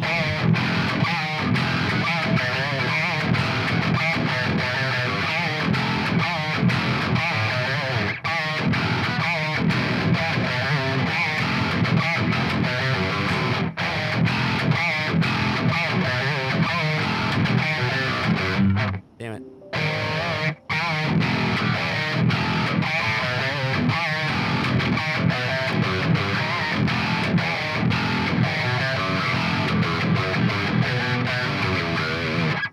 I did see your idea. Yeah, that's actually a pretty cool idea. That might work. That's something we can try like in a full track. So the idea, what we're doing now for the Riffhard community, we're doing a collab challenge.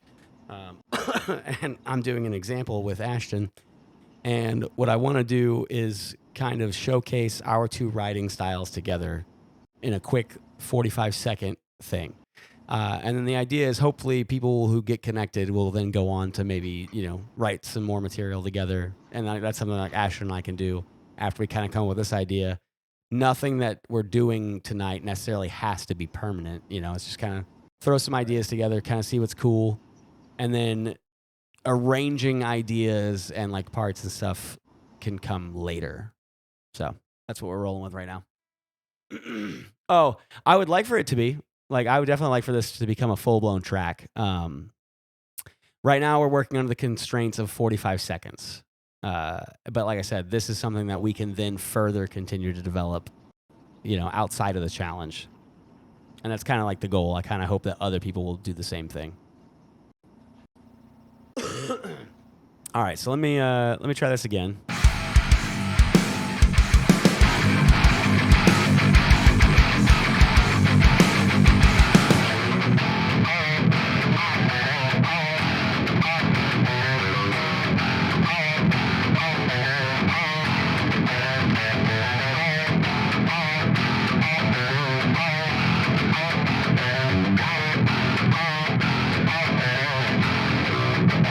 I fucked it up at the end there.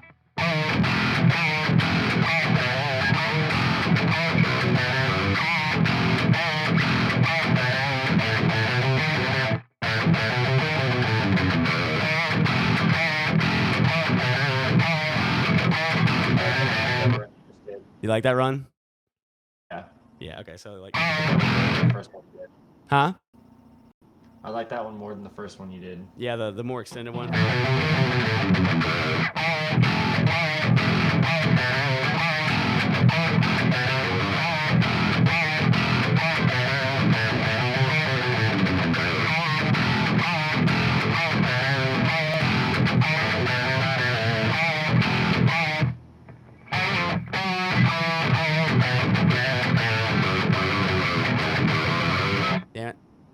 that like I'm trying to find a cool ending for it.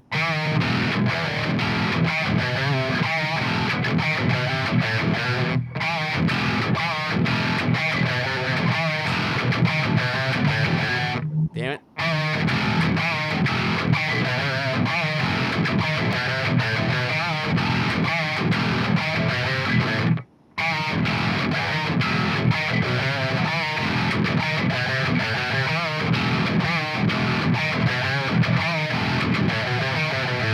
Nah, I fucked it up.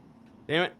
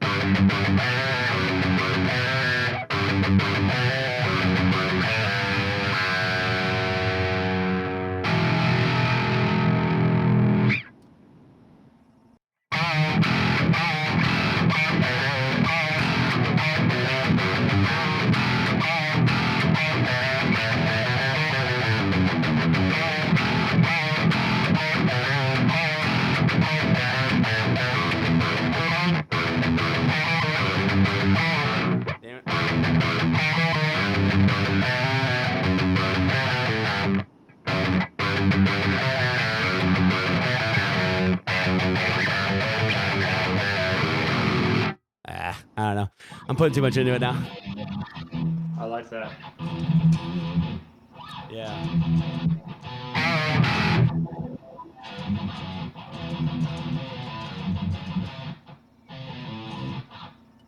That's a good note. What was that note?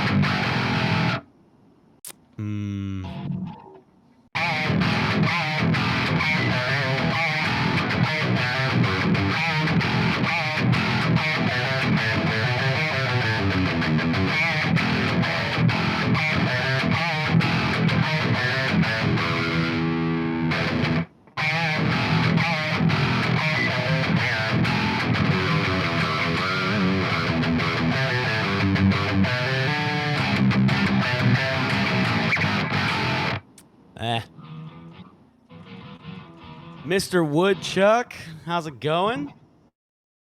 Appreciate the follow.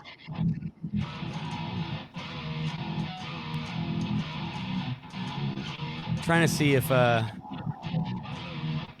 we can get this thing off the ground. We got about 45 seconds that we're working with. That's the main goal anyway. I don't know why I took Cubase off the screen there. So yeah, there's Cubase. Let me, as you can see, we're just kind of messing around in my DAW. Come up with some ideas real quick. I got my buddy Ashton here. Ashton, wave hello to everybody.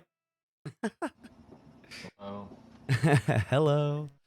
So yeah, we're coming up with some riffs for a community that we're in called Riffhard. Challenging, it is definitely it's, you know, because like the idea is you don't want to overthink it. So 45 seconds makes you like, okay, what can we get done in 45 seconds? And then if we decide to take it further after, that's fine. The house has been a godsend, my dude. I desperately needed the space, so I'm about it.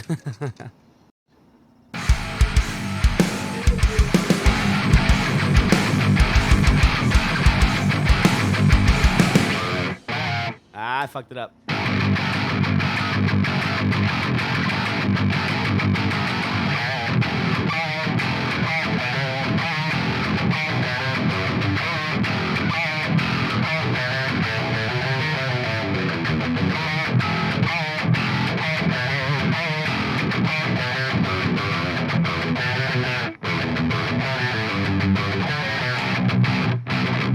I kind of want to go to the 8th fret for that. So you get like.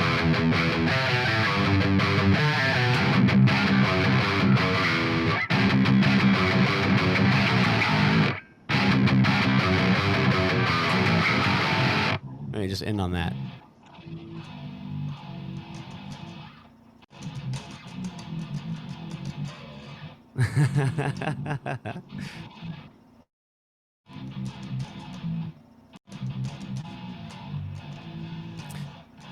You see what you see how it feels though with that like that movement. So you go from the 1 to the minor 3rd. So you get that like, which I guess is technically a perfect 5th below. That'd be the 6th. Or the 6th. Yeah, but it's a perfect 5th below the 3rd, so right? 1, 2, 3, 4. Oh, that's perfect 4th. I'm sorry, that's perfect 4th away from the minor 3rd. Right.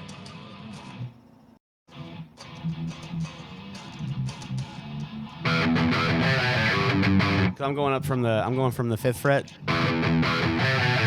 8th fret on the 7th string, and then to the 8th fret of my 8th string. So for you, it's 7, 6, but.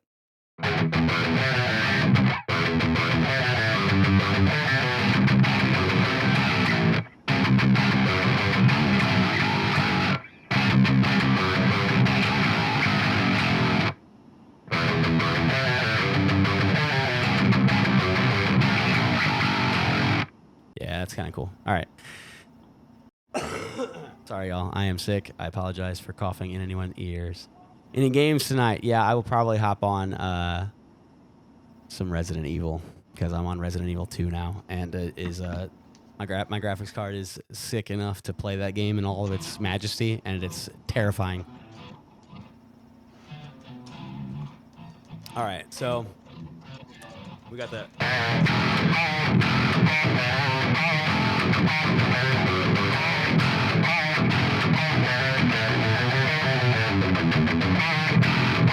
What might be kind of cool for that run is to do it in thirds. So when I like.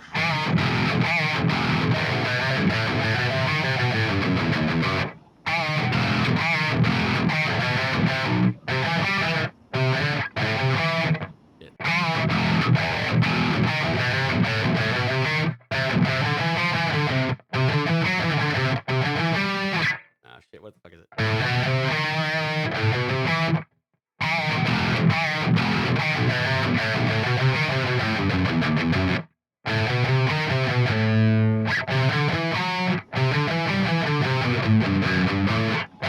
Maybe not. I thought it was going to work out better than it did.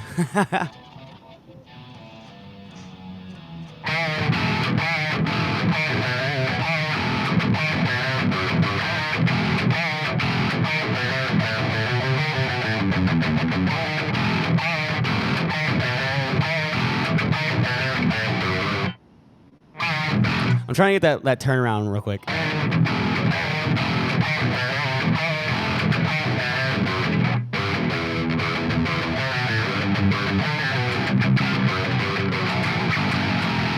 Yeah, so.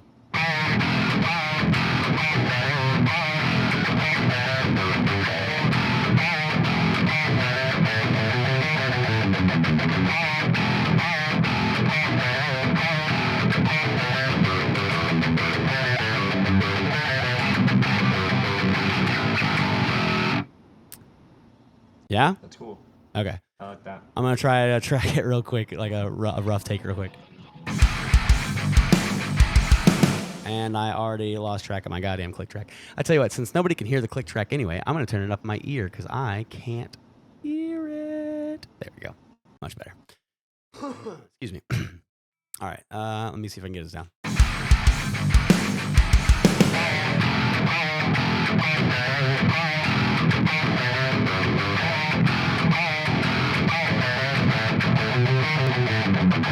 I fucked it up already. That's terrible. Jesus. Hey, Control Z. Come on now.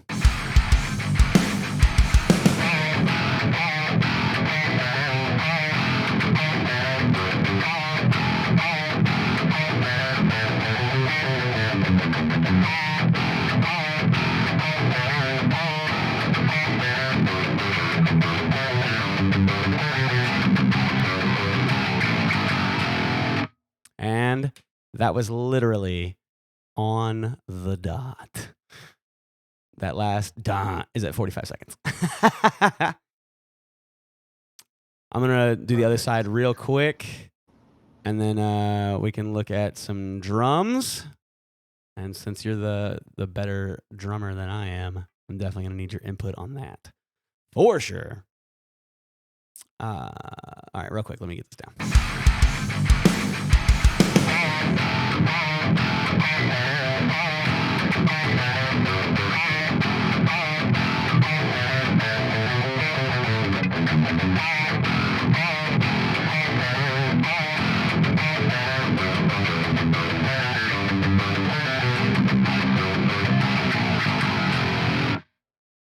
Sweet.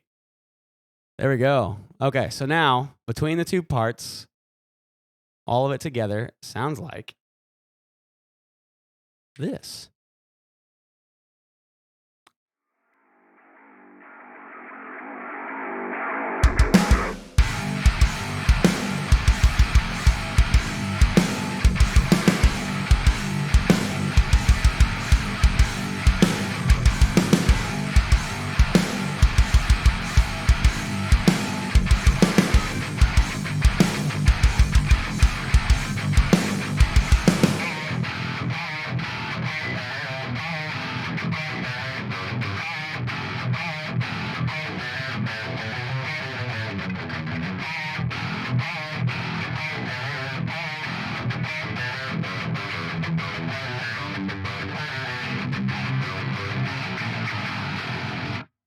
And of course, not played so shitty in the final version. Good start. Sounds like I am right back at Cicero's back room. Man, I haven't played a show at Cicero's in God knows how long. Holy crap.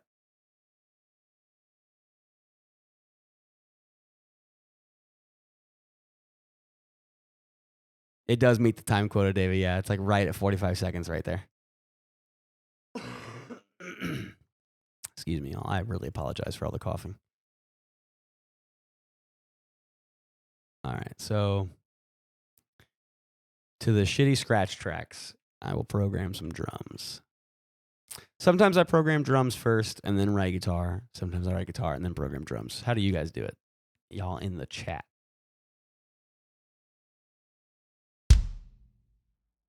While I'm mindlessly plugging away at drum MIDI.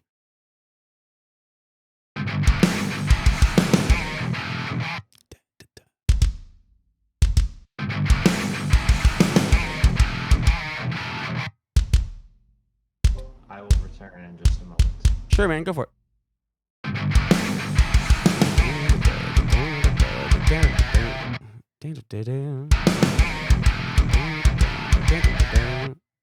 I'll bring y'all over here to see how I go about doing this in Cubase. Oh, what did I do? Oh, thank God. I hit spacebar when I was in OBS, and sometimes that stops recording. It would drive me insane if it did that. Let's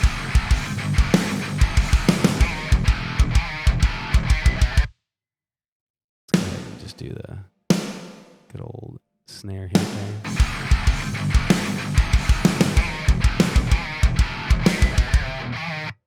It down. Just keep that 2/4 feel, because that's kind of fun, you know, groovy. Let's go ahead and just get a backbeat, some kind of cymbal action, right? There we go.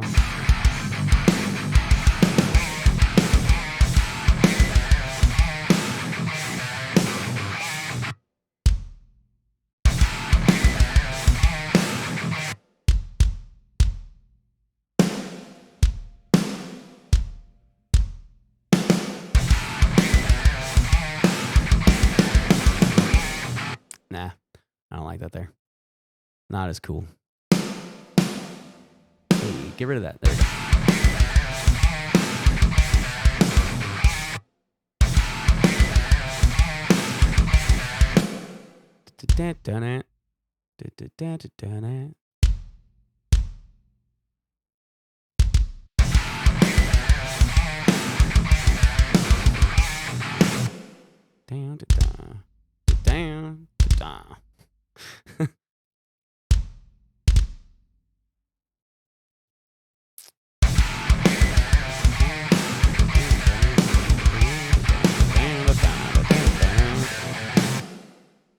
This part right here needs to go into like some blasts, maybe 8th blast.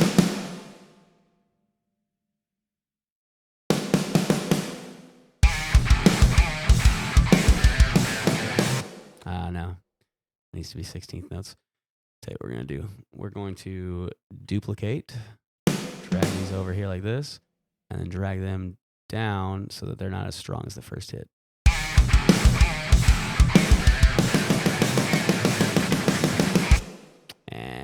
It's the wrong place for blast. Worth a shot. It was worth a look. Didn't quite work out like I wanted it to.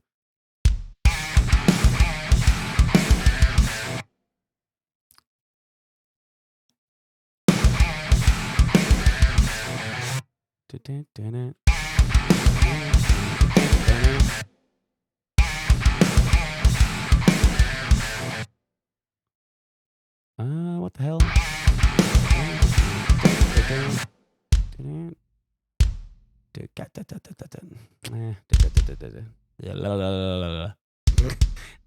Anybody else, when you guys are working on music, is this how you end up doing it also?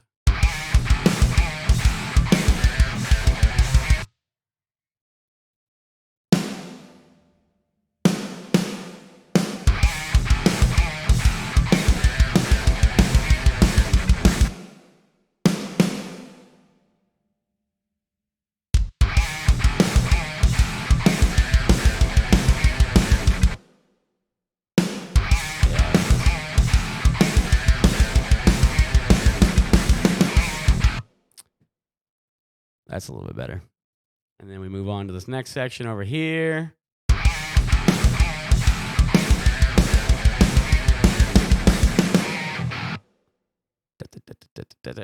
I'm just going to go ahead and copy this part over and just use it as my outline. And then I'm going to make some changes to it this time around.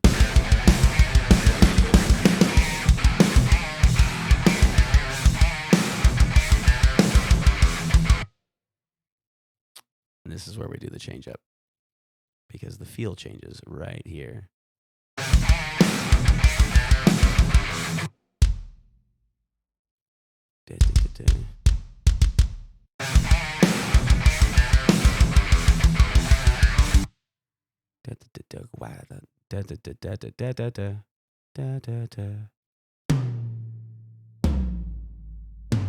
No, not that. There we go. Hey, there we go.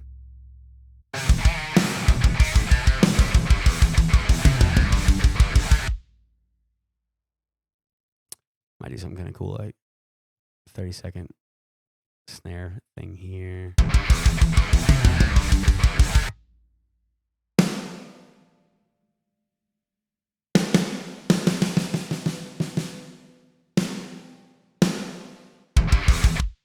And then do a rim shot there.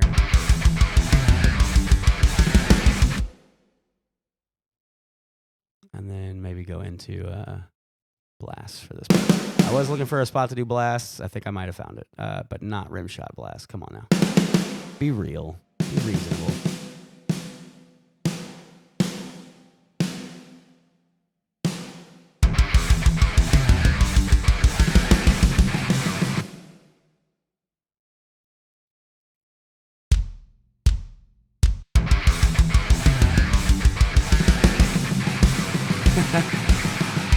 Gravity blast.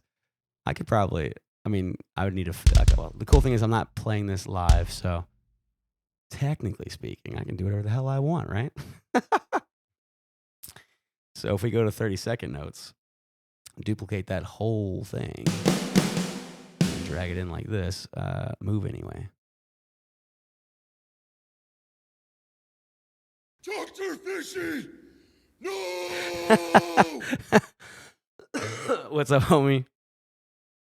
Ooh, 30-second kicks with 16th snares. Okay. That's not a terrible idea. It's probably a little more reasonable than. Oh, especially at this speed. The 16ths don't really sound as fast, so. How was God of War, my dude? You were fighting some nonsense last time I was watching.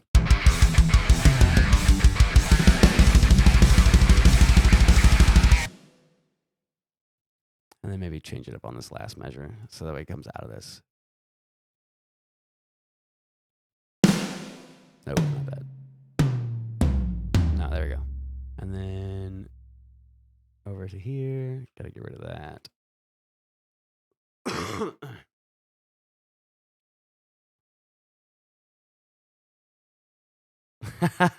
Of course.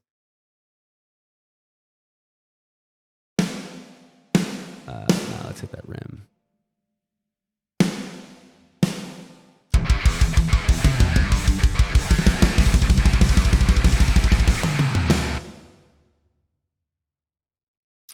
Maybe one last dig-a-da. Yeah.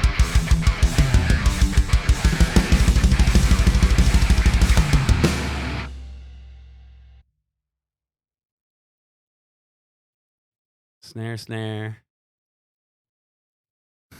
Snare, snare, kick, kick. High tom, mid tom, kick, kick, mid tom, floor tom, kick, kick, snare. Throughout this whole last section, you think so? Keep the speed up the whole time. Don't slow it down.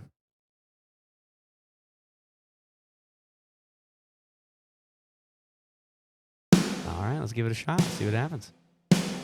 I'm not opposed to trying it out.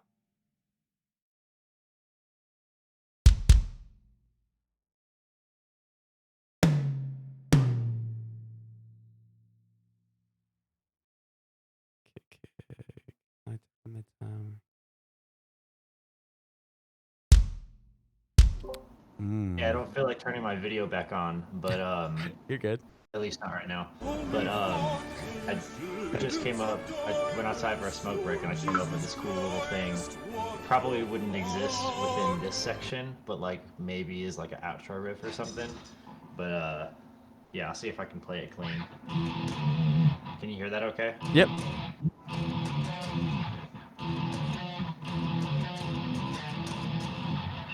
Something like that. You can kind of work the way all the way down the scale. So we're going like Phrygian dominant, kind of, right? Yeah.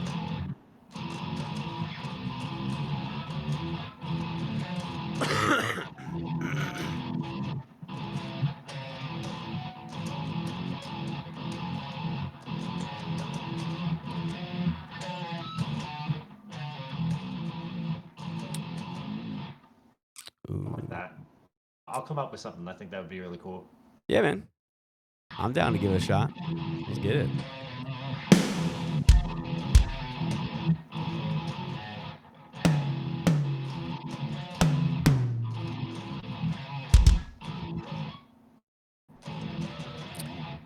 To answer your question, yes, the tempo is a little slow. It's 95 BPM right now, or 190, depending on how you look at it. Excuse me. Let's see here. Let's try this out. Oh, I see what you're saying. What is happening here? What is going on? Oh, no, I messed up my browser. I done goofed, y'all. What am I looking at here? Okay. Back out to 100%, please, for the love of God. Now, bring back my chat so I can see it. No, not in theater mode. Dear Lord. I'm going to reload the page. It's killing me. There we go. I'm trying to be able to watch the chat, and I goofed so hard. All right, let's see what you got here. Hang on. Where are we at? Let me scroll back up here. Kick. Mid-time. Kick. Mid-time, floor time. Mid-time, floor time. Kick, snare. So it looks like 30-second triplets if I do it for the entire last beat. We'll do the thing also.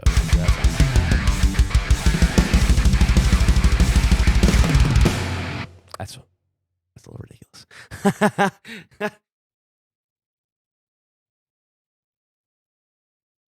Because that would be even faster if I did it as 64th notes. That would be madness. That would be mad lad speed.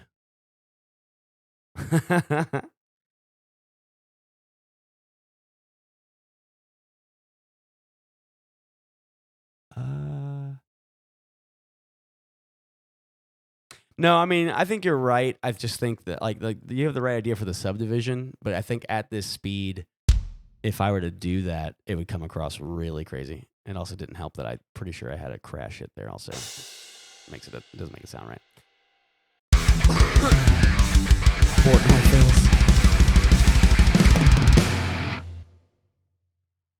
Yeah, see, that's starting to get to the realm of possible. But I mean, hey, this is scratch ideas, so I'm gonna leave it like that for now. Ashton, you were saying you want to do something as like the run there, right? Either there or in a different section. Oh, like as maybe a way out of your. It could be something that just goes in the background of like those chorus chords that you had. Yeah, I'm not using the chorus now though. Like you talking about, like maybe it's like because like now with 45 seconds, we literally have these two parts. If we extend the song and make a full song out of it. Yes. Yeah. Then totally. This could be a part I can do. I've been working on it kind of behind the scenes.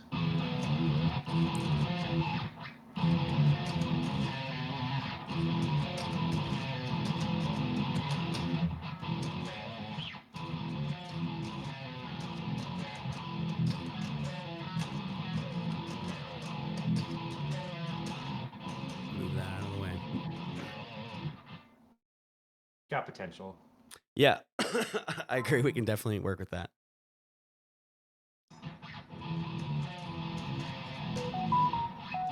All right, so let's see here. I take it you. Oh, you're back. Okay, cool. I'm back. All right. So yeah, here's what we got so far.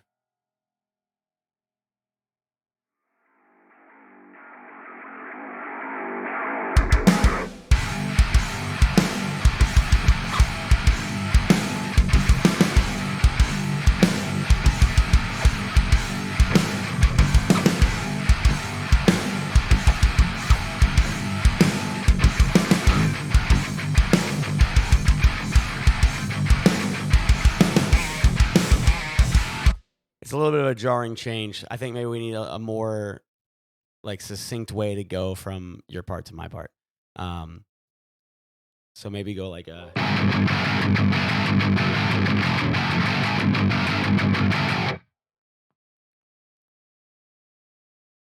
It's always the hardest part for me when I'm writing is figuring out ways to connect things. Yeah. So that it doesn't trying to find the right jarring. vibe. Yeah.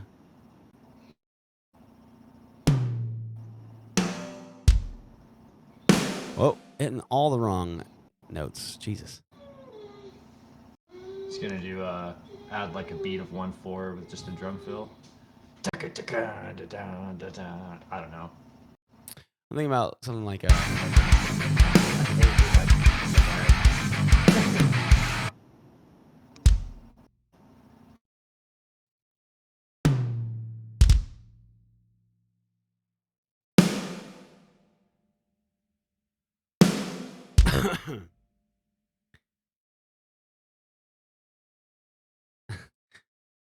Metallica snares.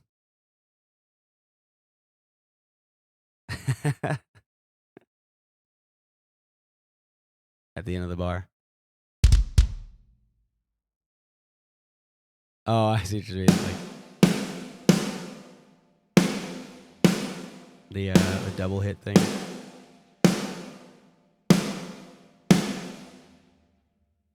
And then. Woo!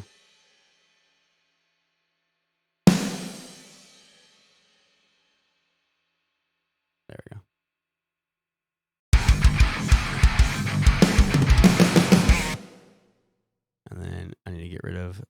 the cymbal hit that is clearly there. That doesn't need to be there. I got a bad habit of doing that.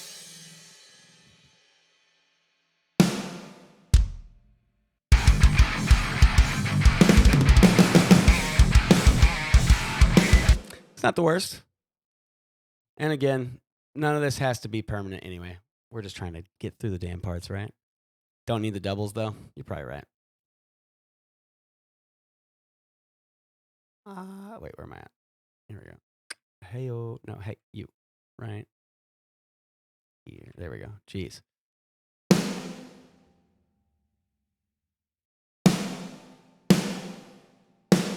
All right.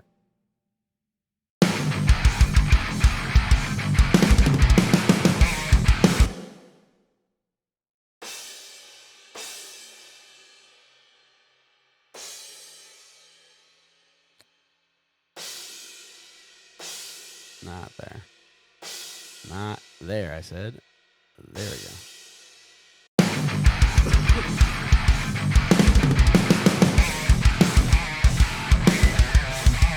Truth.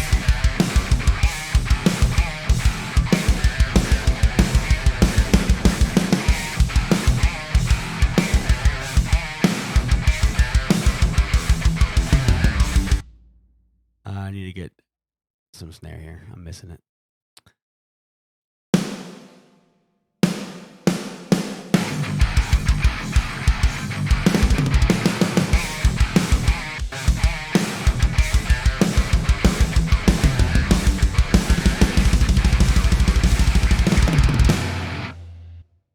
Yeah.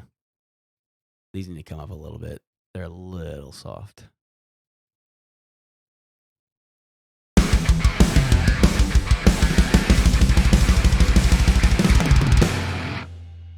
Nice. Jeez, I apologize. So much ridiculous coughing. All right, so Ashton, what do you think about some layer stuff? Yeah, I write drums. I'm not very good at it, but I do it more than I would like to. I just got I have a single coming out. Well, I don't have a release date for it yet, but I got the drummer from Ginger. Oh, I bet the previous drummer of Ginger to do live drums. Ashton helped me make the drums the first time around, and then we sent him what we had done, and he got on it, and that dude's ridiculous. Dude's so good. Turned out so good too. It's I can't wait to hear it ridiculous. finished. Yeah, dude. I'm in the middle of getting final tracking done so I can send it to Joe to mix. Because he will do the mix far more justice than I will. All right, so do we need eerie layers? Yes. Okay. See, now we're speaking my language. Eerie layers is what I do. What is the best way to do it? Let's throw it into Helix Native here. A little bit of modulation goes a long way.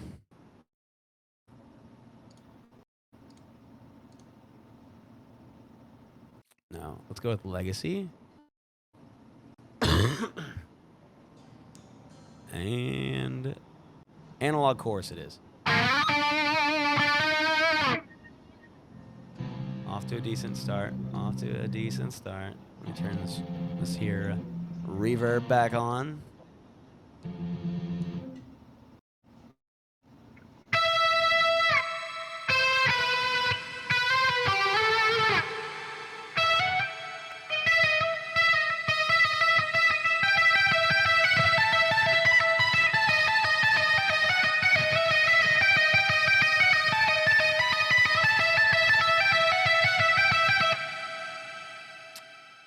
I have no idea if that's going to work or not, but I'm going to try it. Oh, dude, I'm stoked to check it out. He says that if I like blast beats, then I'm going to like the Scarecrow song. I'm stoked. So, Do you know what kind of layer you would want over your part? Do you have any inclinations? I'm trying to experiment with tones to see what I think would sound cool over it. Sure. It also has a bleh. Dude, is it a metal song if it doesn't have one? I feel like bleh is the new like mandatory. Well, not new. That's been around for a while, but you know what I mean.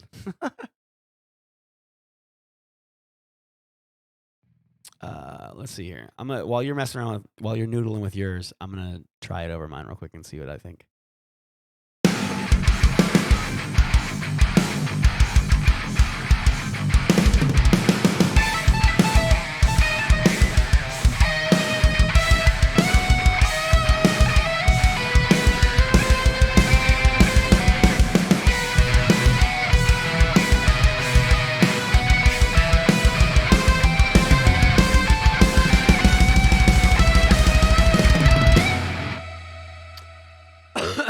Trying to go with sugar with this one.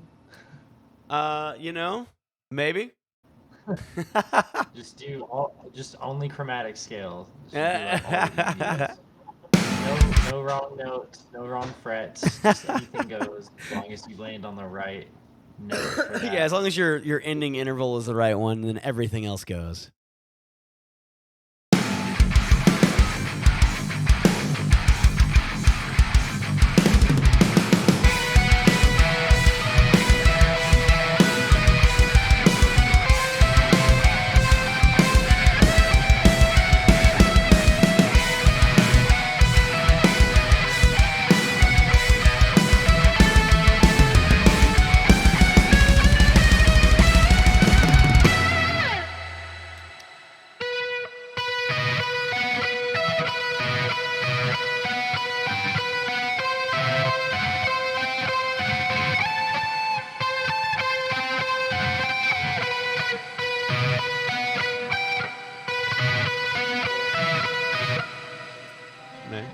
Double pick them.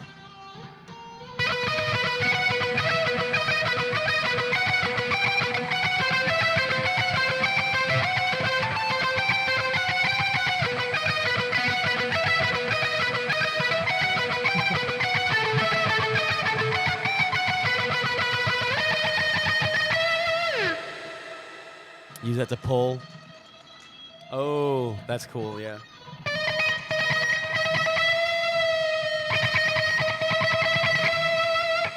I like that. That's actually cool.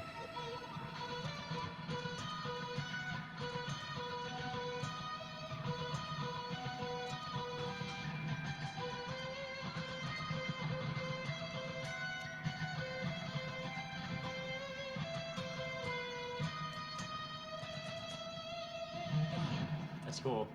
I like that. That's a cool idea. I was playing something completely different, but I like your idea better on that one.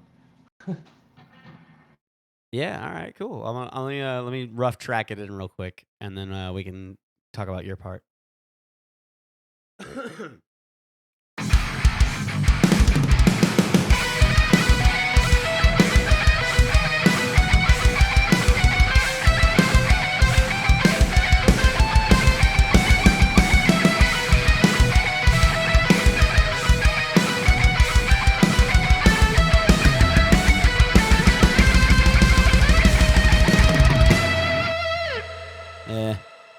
I don't really care for that particular version of it. That wasn't a bad first take. No, I mean, it's. I would have gotten that on like take 100.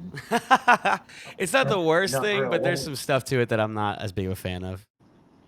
See, when I record, like, it's got to be perfect. Like, I'll get to like take 100 and be like, get it. I'm just gonna chop it up, and I'll just record one note at a time, and then chop it into my DAW, and like. That's when I get really annoyed. When I'm just like, all right, I'm just not playing good enough today. I'm just gonna track out what I want, and I'll fix it later.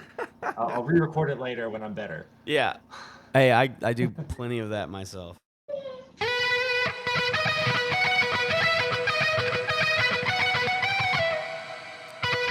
I might maybe a little. Let me see how it feels against the riff. I might do like a change up.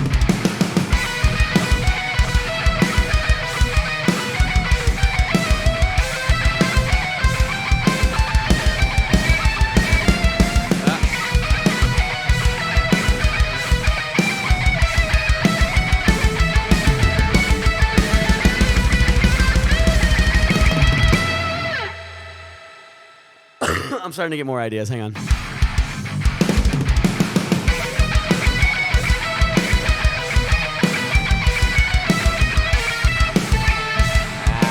No, I gotta start that.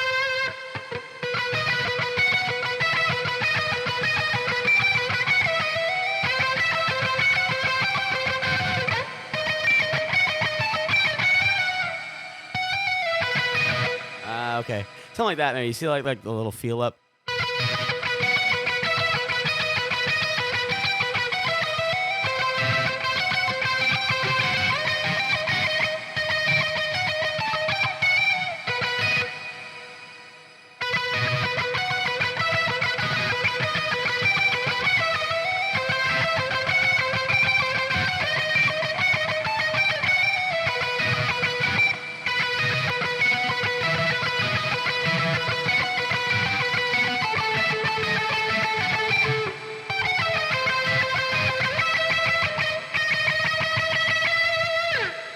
Yeah, I kind of like that. Hammer pull tapping.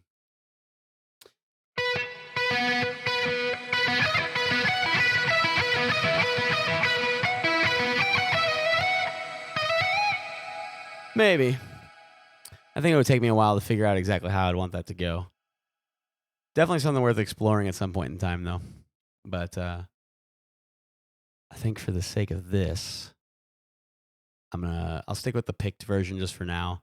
Because again, this is like the idea for this whole thing is to get this 45-second thing together, just in case anybody who's watching wasn't here for the explanation earlier. Get this 45-second riff together without overthinking it too much in order to open up the doors for, possible writing together later. Because there's a lot of people who are in the Riffhard community that, are like a lot of us. They sit at home alone and write by themselves.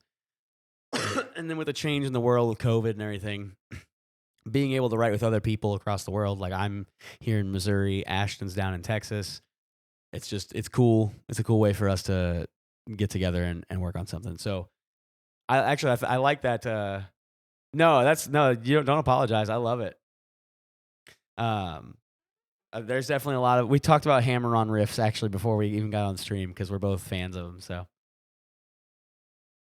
oh, nice. Bacon-flavored streaming is in Texas as well.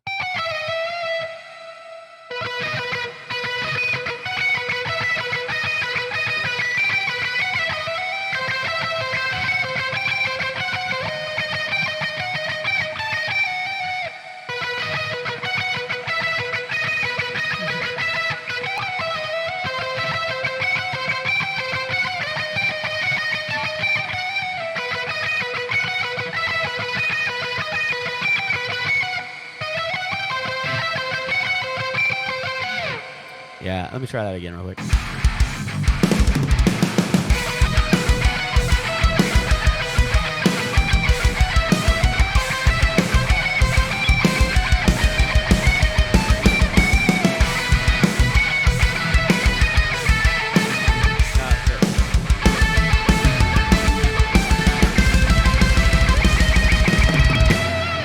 Yeah, I gotta find the right change. I don't like that particular note, but I don't want to just float here the whole time. So I think it needs to be like.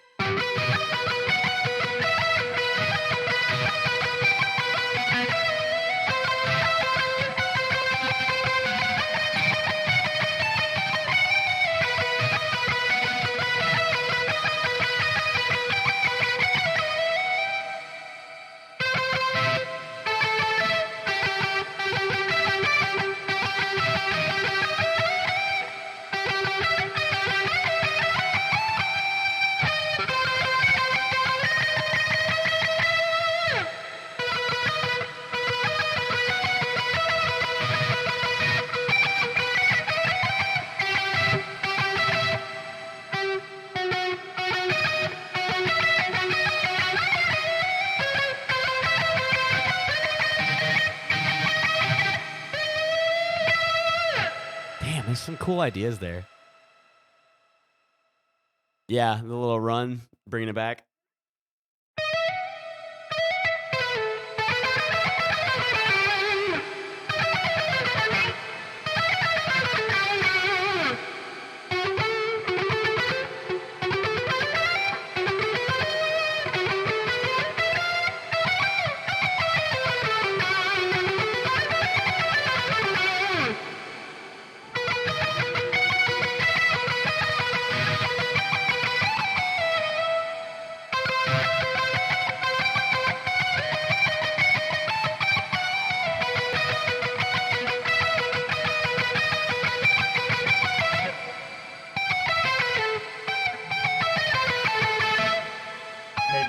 like an octave down too. Yeah.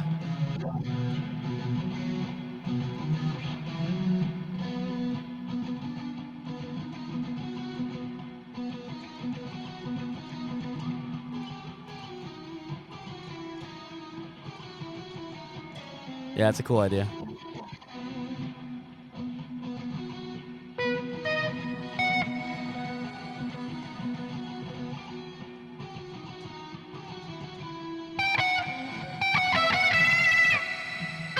Oh, that's actually, yeah, I like that because it's a little simpler.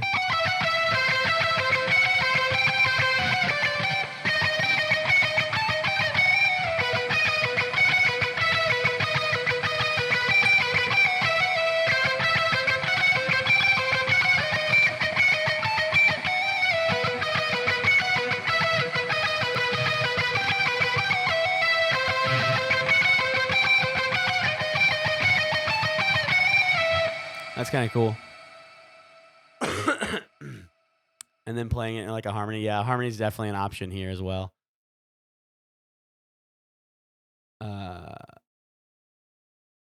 Honestly, I'm starting to get the vibe that this would also work really well over chords.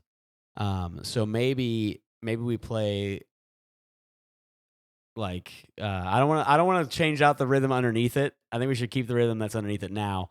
But like when we go to make this a full track later, this would be a cool thing to go on top of the chords. You know what I mean? Yeah. I think that's a cool idea. Because I hear a lot of like room for singing or melodies and stuff with that. It's super cool. All right, let's try it. Let me see if I can do with it here. Here we go.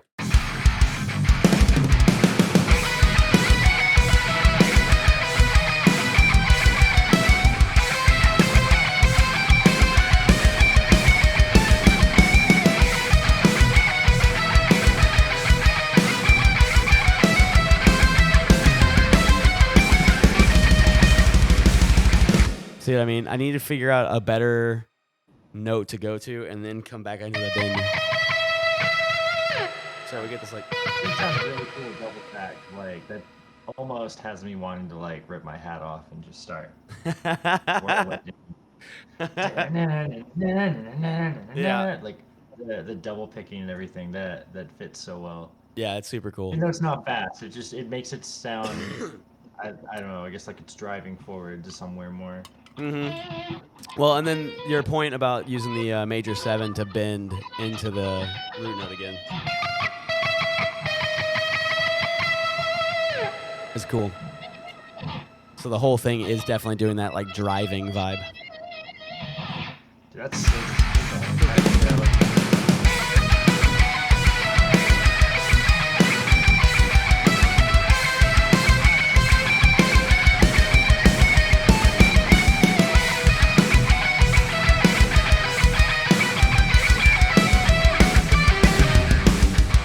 Find the right note there.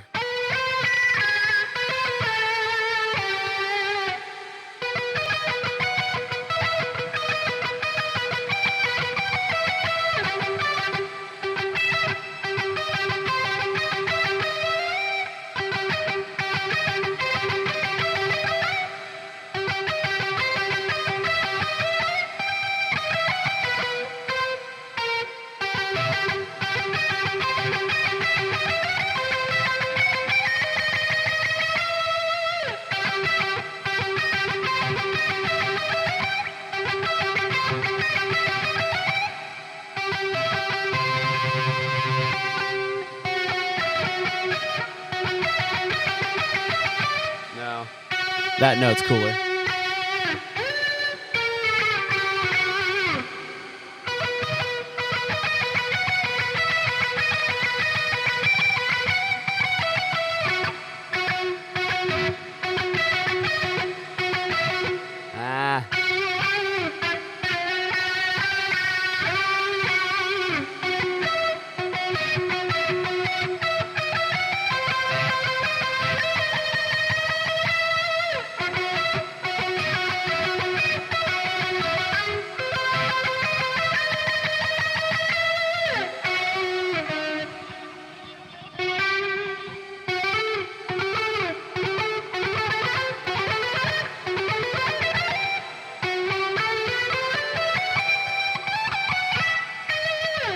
Fucking hell. All those notes are like in the right vibe, but it's like it's difficult to choose the right one to like land on for that part. Because like by itself, it sounds cool.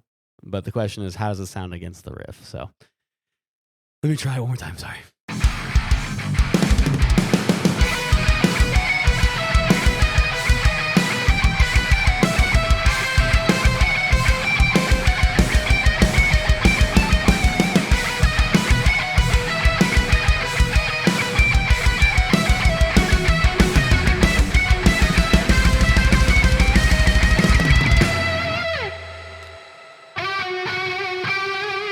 I don't think that's the wrong note.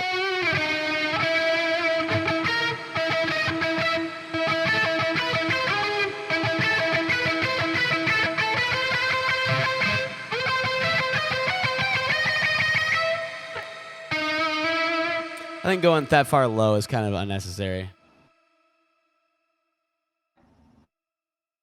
It was good though. Go to the fifth, yeah.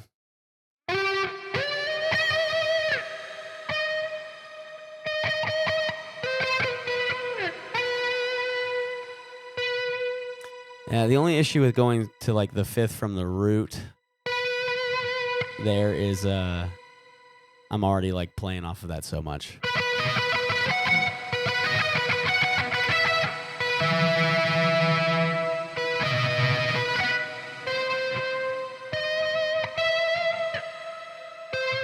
There's the six. There's a fifth right there. 4. I think I just overthought it. I think I went to the 2 for no reason, and I should have stayed on the 3.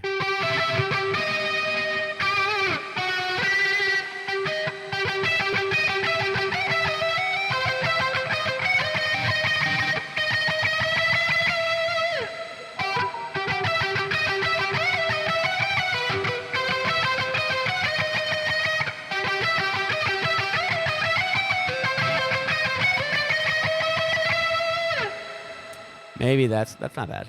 I don't hate that. I don't hate it. And I'm overthinking at this point anyway, so it's fucking 45 seconds. Let's get it.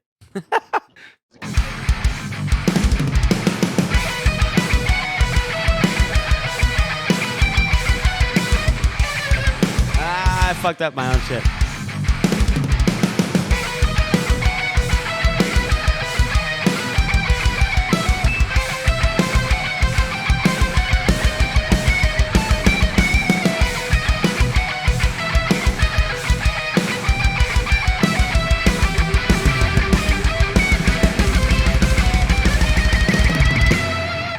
All right, so if I get the notes right, I think that'll work it out.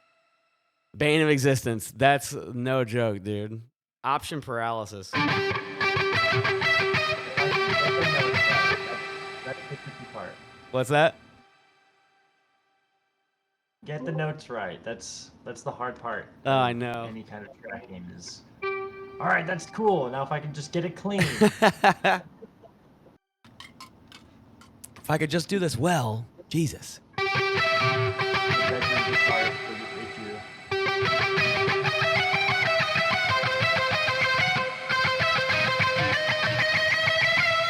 Look at that.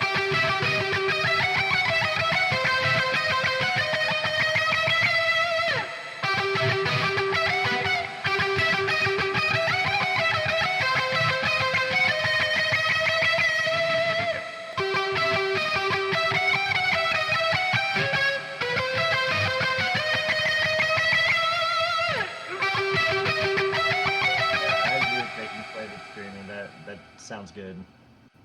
Yeah. I think that's it. All right. Now let's see if I can rough track it in.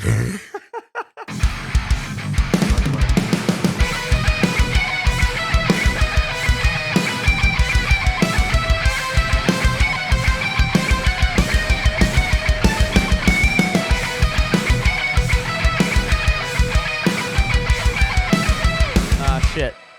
I tell you what, I'm not going to undo the whole thing. I'm just going to cut in where it makes sense. Huh? You're doing so well. Yeah, it's getting there. It's getting there. Let me I'm going to throw on I don't actually have anything loaded up on that track yet, so let me throw on Jeff Loomis because it's got that built-in skybox thing. that is freaking sick. And it sounds really good when you throw the modulator on it.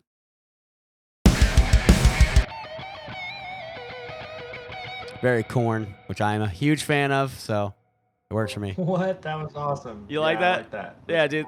That's cool. the JST. It's so in Jeff Loomis. It's on the Forge Loomis? Yeah, No it's on. way. Yeah, so yeah, go to the fourth block. It's the effects block, you know, and the left box is the skybox. It's technically a reverb, but it's got a mod knob, and so if you turn the thing over to blood, and then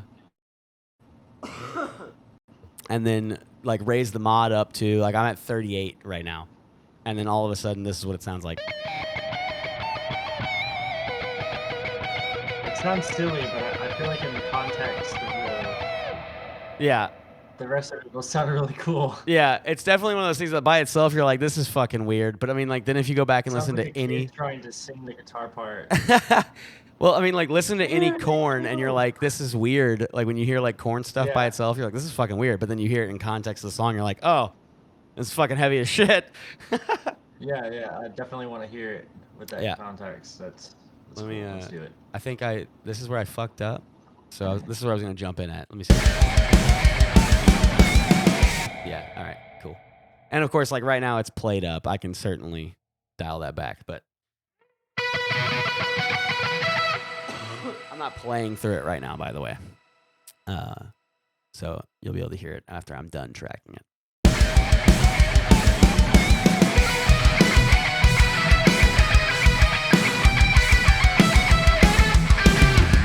That was where I messed up. Okay. Let me find that real quick.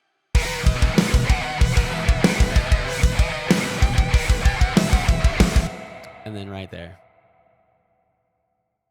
Remember to sanitize your mic later. Yeah, no joke, right? Luckily, I've got a few of these, so anybody else who comes over here to record doesn't have to worry about it. But I do have Lysol wipes under my desk right now, so everything is getting sanitized every day until I am done with this crap.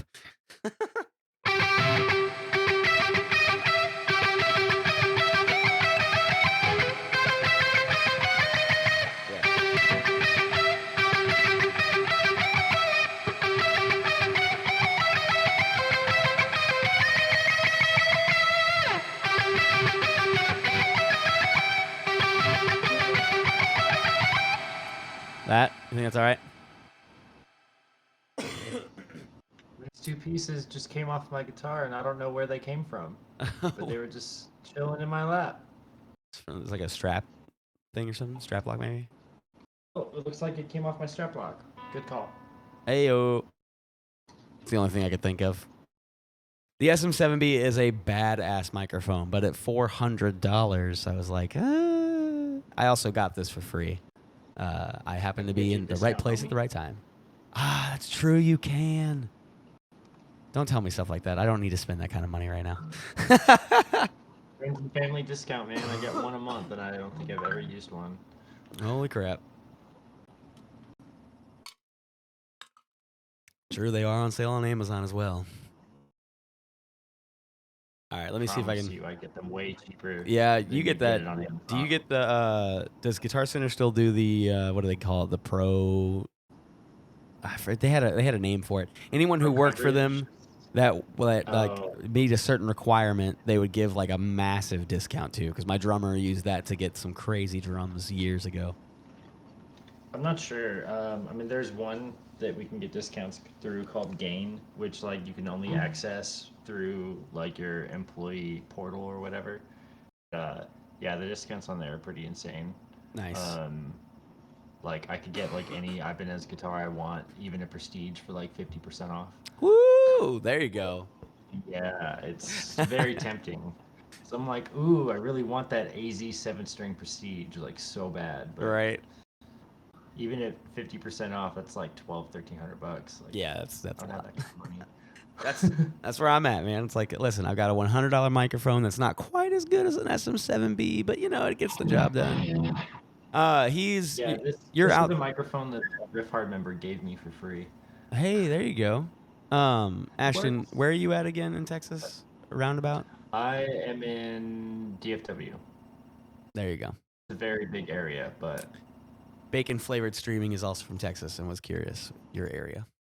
I am in I'm in Euless, like the HEB area. It's like in between Dallas and Fort Worth.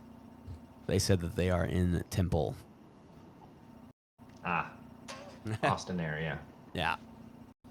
All right, let me track these last two measures, and then I think we can call my scratch track lead part done.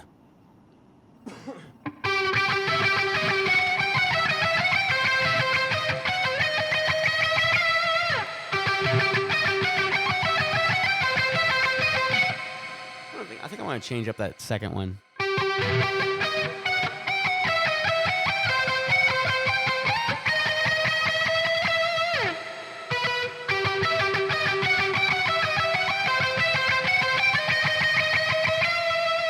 Just so it has like its own identity.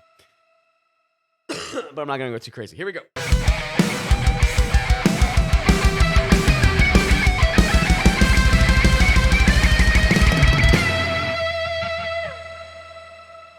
Cool. And so what that sounds like through the Loomis is this.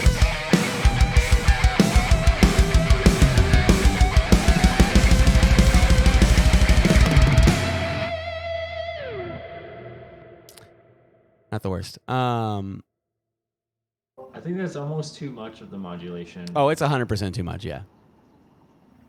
Like dial it back maybe just like 10%. Yeah.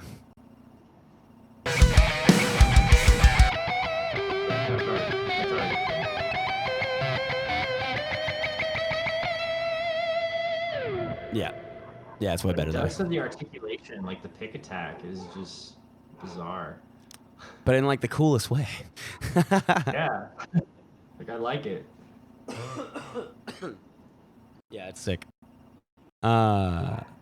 Unfortunately, Like that puts right.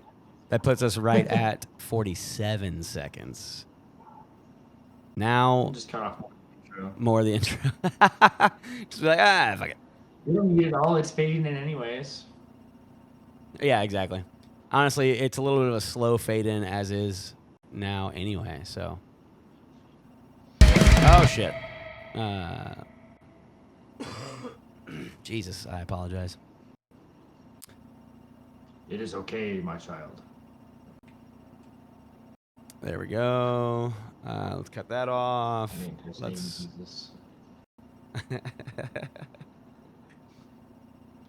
All right, let's see. What do we got here? We go like this. And then I adjust the fade in like this. Did I even do that right? I did not do that right. If you screen share, I can tell you if you did it right. Hang on. I can see it. I see what I did wrong. Although now we're right at 45 seconds. I did it fine. We're good. Nice. I started to mess something Got? up. Oh, I didn't. I put it as a section of 2/4. It doesn't need to be that. It just needs to be 4/4. It was fine the way it was. Right. Lord have mercy. Okay, cool. Now we're back where we should be. And here we go.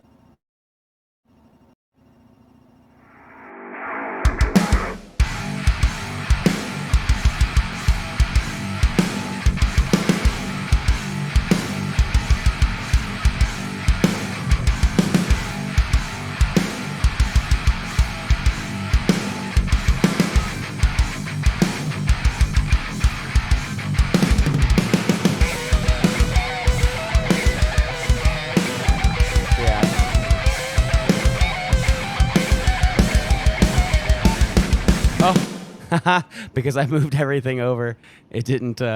It fucked up the damn layers there. What do I need to do to fix that? Let me figure this out. There we go. Got it.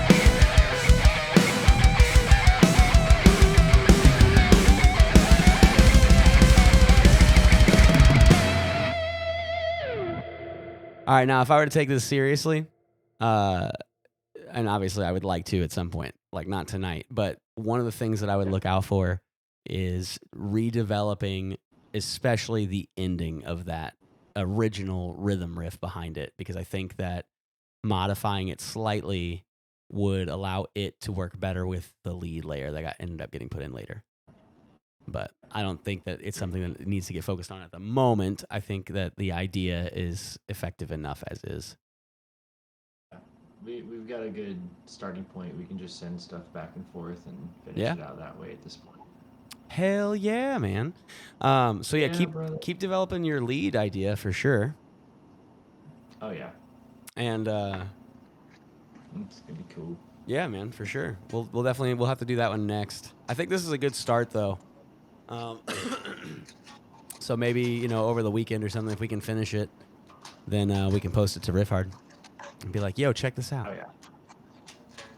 yeah. But yeah, this is what you should be striving for. Right. Well, not necessarily. We're not trying to come off as pompous. Well, I mean, the idea of this is what a good riff sounds like. All of your riffs suck. No, obviously not. No, I think just the idea of because I know a lot of people do that thing where they get caught up on whether or not they can do something quickly, or is that really enough time? I mean, there's 2 weeks to do this. Yeah. And the first one of these I did with Monica, I think I did a lot of the stuff. It did help out a lot, but I did all of the mixing and the drums and everything. I did all of it in 4 days, and I did not think I was gonna get it done. And then the fourth day I opened it up, I was like, all right, I just have the entire day to polish this now. Yep. What can I do to make this sound as good as possible?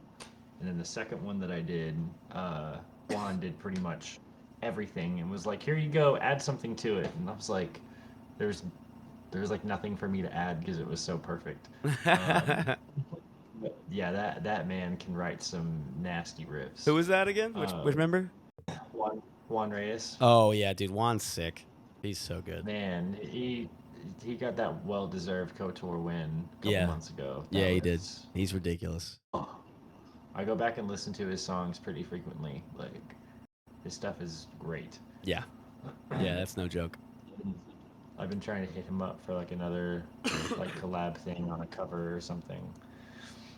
Oh, hell yeah, man. Y'all should totally do it. I'm definitely trying to push the collab thing in the community. I think it's super cool when people get together and do stuff.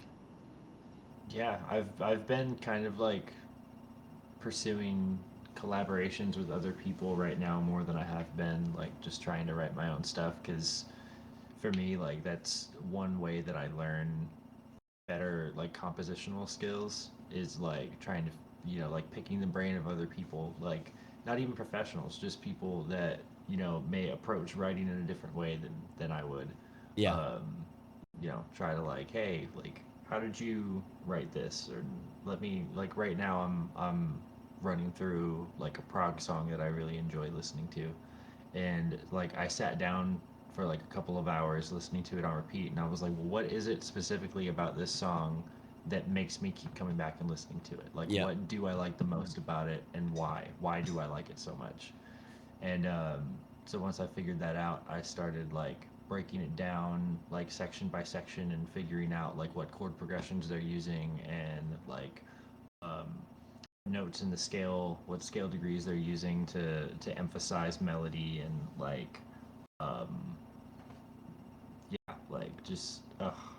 I learned a lot just from learning the first 5 seconds of that song. Yeah, man. It's a lot. I've been doing that with a few different things. It's funny because we got on the Byzantine scale for this, and I noticed that every time I post a riff that touches on the Byzantine scale, Eyal leaves a comment and he's like, yo, that riff is sick. And I was like, okay, so clearly something about the Byzantine scale catches Eyal's attention. So there's it's such a good scale. It is anytime I start playing in harmonic minor or Phrygian, since you have that minor second in the bass, or and the Byzantine scale is one of those few scales that has both. Yep. like both in the bass. So you get that chromaticism there that just it's nasty for like some cool metal riffs, you know, like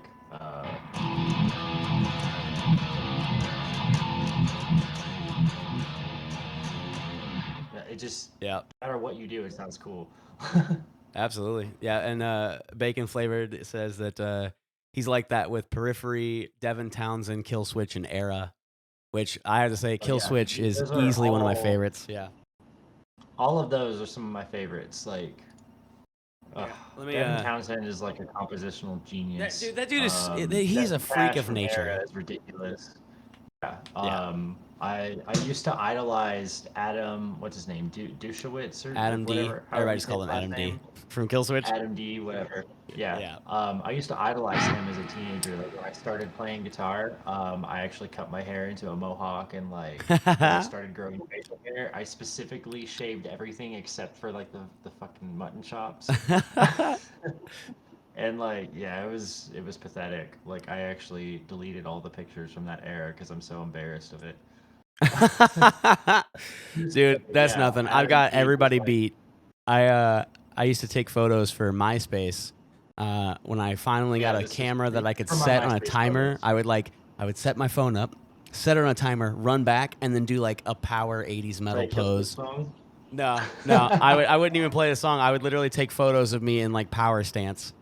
So cringy. Yeah, I would take photos just like fingering a big chord like this one.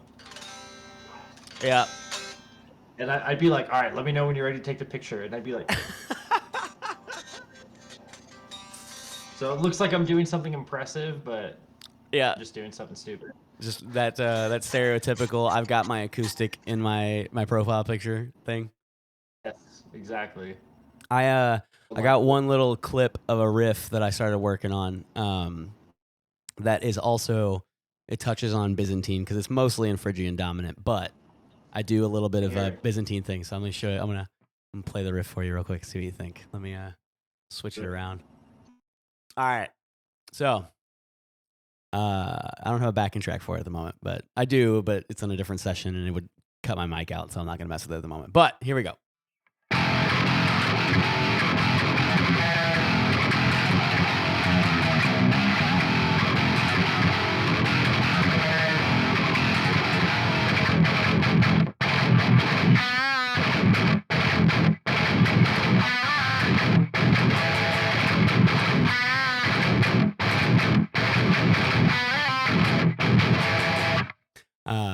But that little like it goes into this chorus next, and then it does the that intro riff again, which is one of my absolute favorite things. It's so cool. But it's just like the chorus is pretty easy to follow. It's just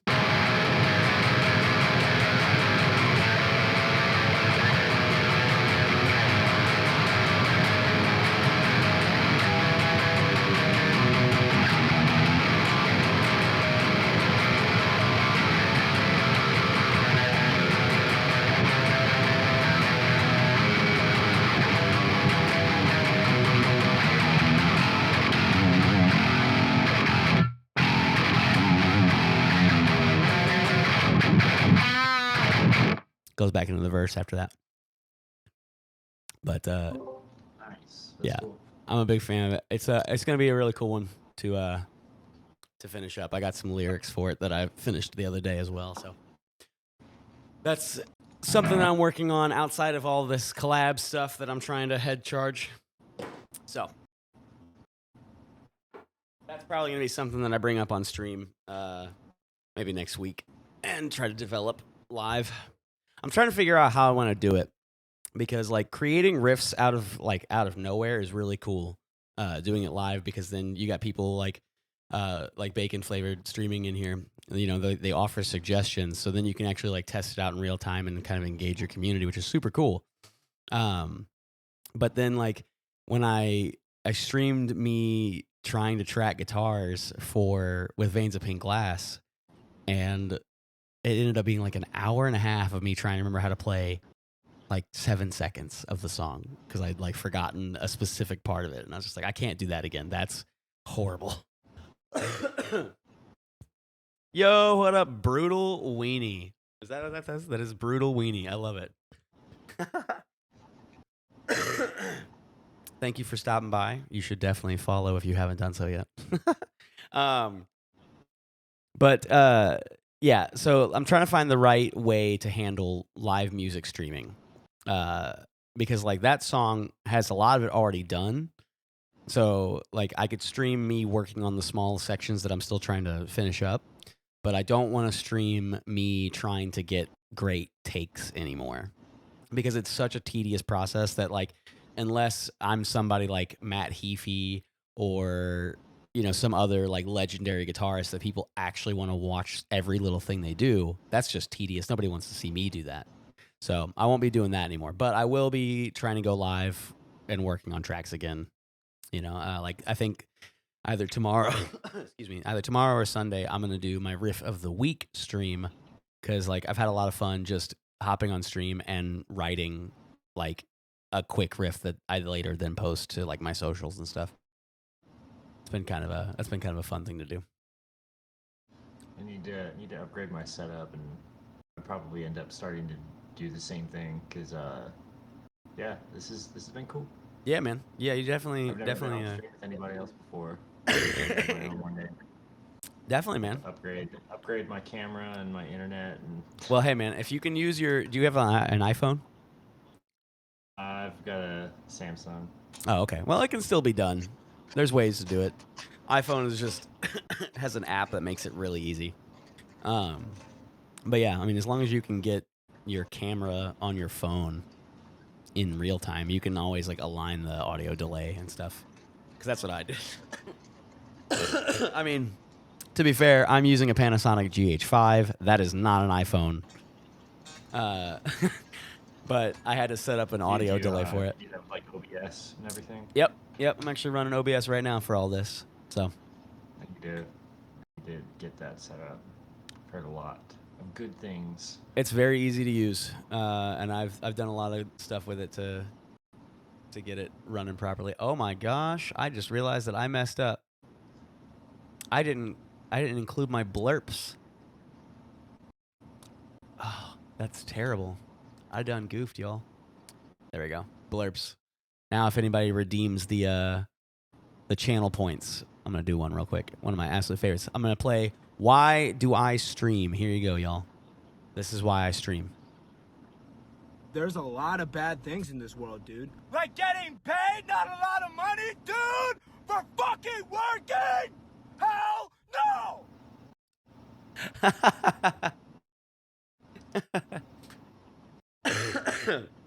That sound is one of my absolute favorites. Yeah, I don't know. Ashton, you want to stick around for checking out Bacon Flavored's tracks real quick? Or do you have to get running? Yeah, I'm down.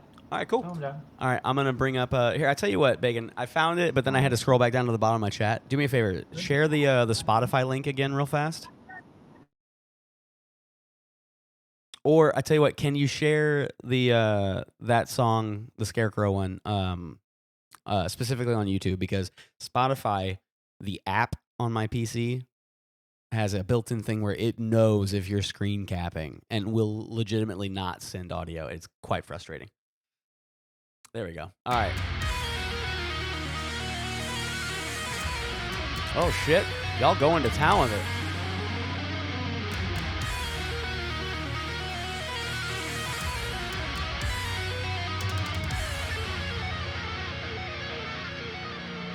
In the darkest corners of the mind, where the eldritch fever dreams dwell, the air reeks of rotten ruin, plagued by horrors better left unnamed.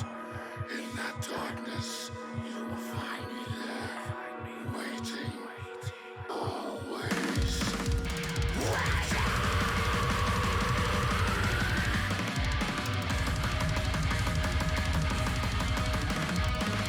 Pulling on the strings of your fragile reality, a fate tethered us clinging onto your sanity. Oh, yeah.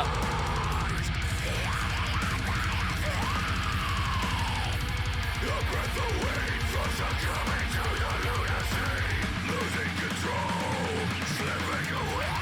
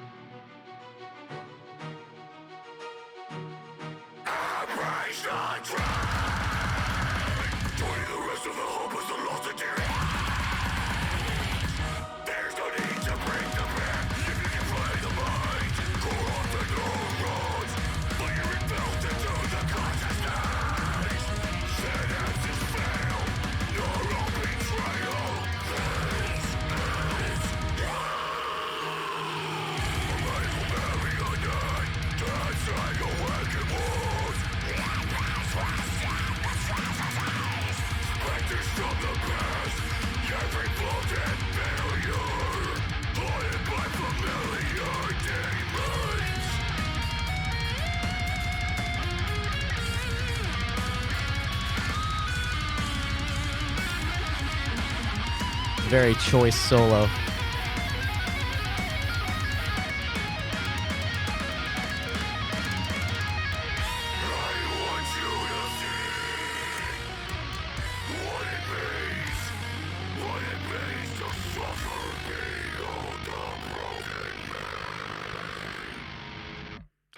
I legitimately thought something was wrong with my computer.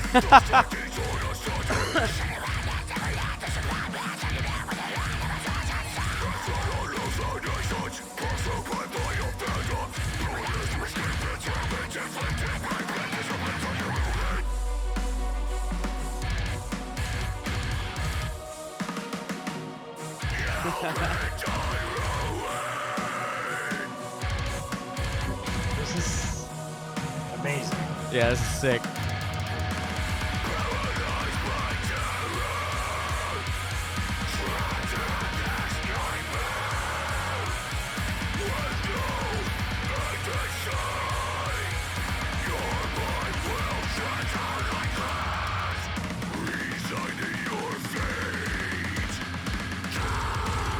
Yeah, that was a cool build.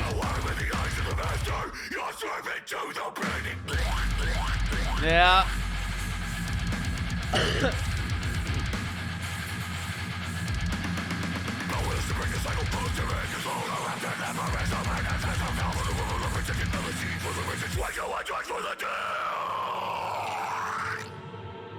Yep.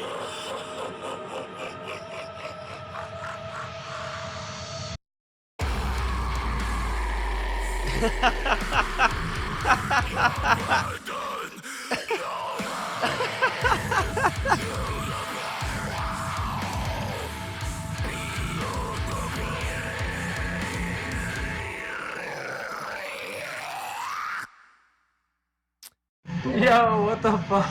Yeah, dude. That breakdown was disgusting. Whoa. Yeah, dude.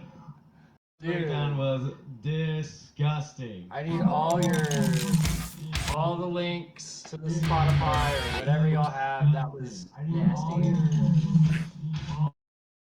There we go. I was gonna say, Ashton, you are echoing a tad, but it's all good. All right, yep. Let's see. This is the Bane one, correct? Doing the other one? Yeah, I'm gonna do the other one real quick. I have to like watch it on your stream because I can't hear the audio if I'm watching through Discord. Oh yeah, that's fair. There's like a 5-second delay. Yeah, yeah. All right, here we go. Oh, wait. Come on now. There we go. Okay.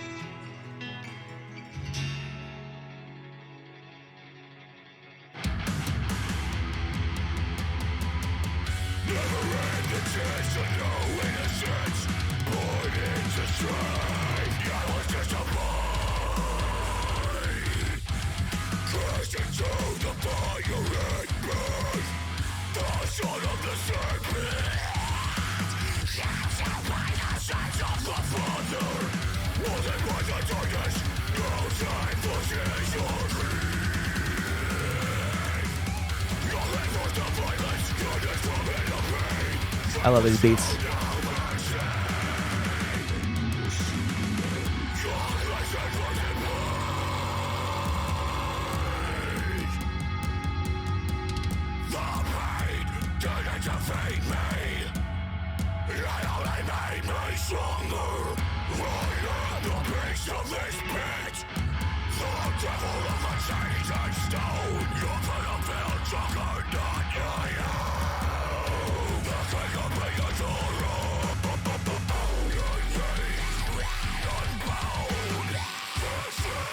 Very cool.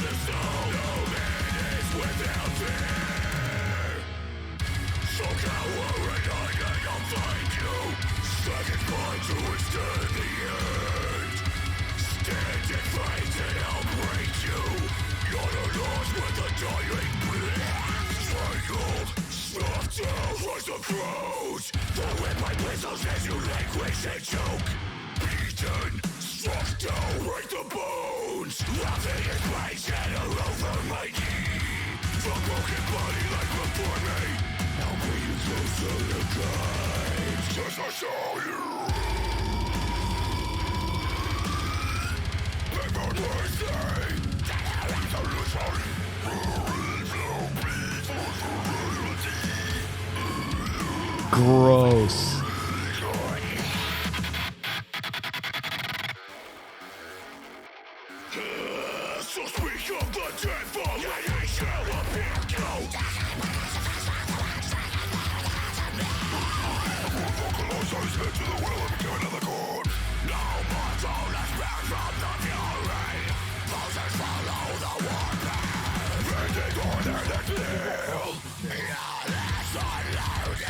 Yeah, the back and forth with the vocals is really cool.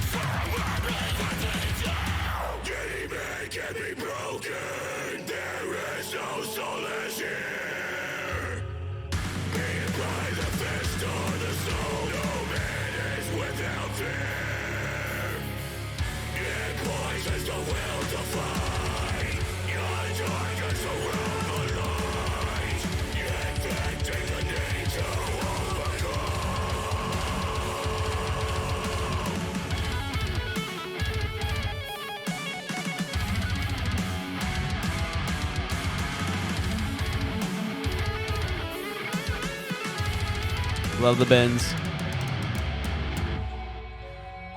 I'm a huge Wes Hauck fan, so bends are sick.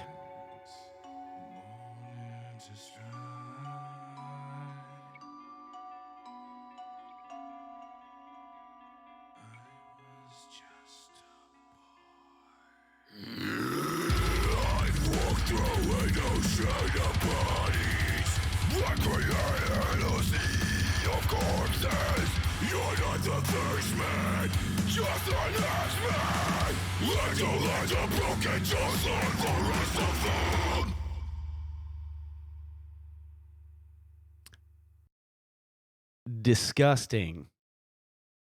I like the fact that the feature yeah. I like the fact that the feature wasn't so short, you know? Like I like the fact that he has multiple parts and filled in, you know, roles in different spots in the song. That was actually really cool because a lot of features don't. So that was pretty sick. Like 20 seconds. What's that? Like most features are just like 20 or 30 second and that's it. Yeah, and like, you know, I mean, you know, it works most of the time. I have a thing with features. I have a hard time with them specifically because for me personally, I don't want to like invite somebody into my song and then they don't sound like they belong there. So for me, like writing a cool feature is, you know, you write the parts so that it sounds like your band, but it sounds like you've created a sonic landscape that sounds like home for the guest. So it's a difficult thing to do. It sounded cool in this song though. This was sick, dude. I still think I I think the first one's probably my favorite out of the three. But this one was sick. Conducting the Madness was also. Yeah, that was sick. Actually, I really like the fact that it's so different, and like you're doing the different bad guys from Batman, and so like leaning into Bane's background and then having like a little bit of not full blown flamenco guitar, but like touching on that a little bit is cool. Check out Grinch. Let's see here. We're first of all, there we go. Hit that subscribe button, y'all.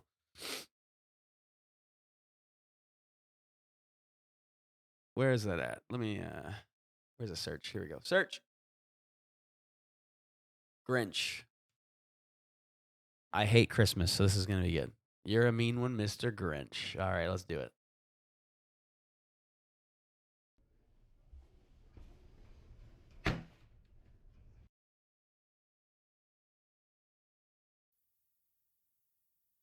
We ain't letting that dirty green bum ruin Christmas for us this year. You're a mean one, Mr. Grinch. You really are a heel. You're as godly as a cactus. You're as charming as an eel, Mr. Grinch. You're a bad banana with a greasy black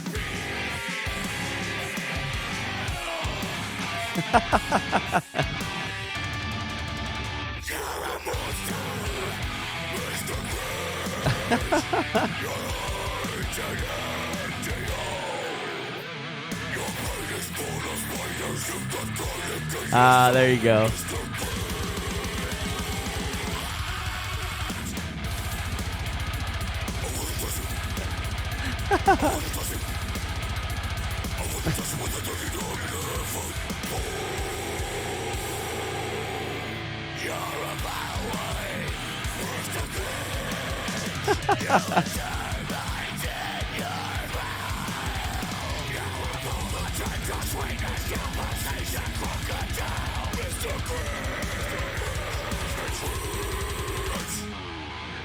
Given the choice between the two of you, I think I'd take the seasick crocodile.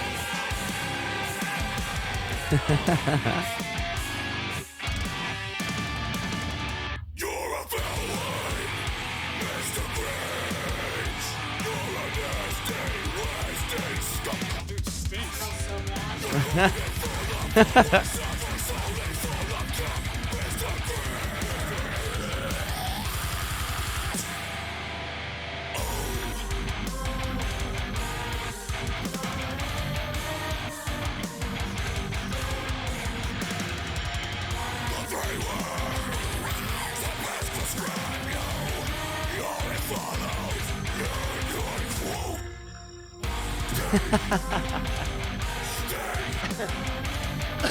This is awesome.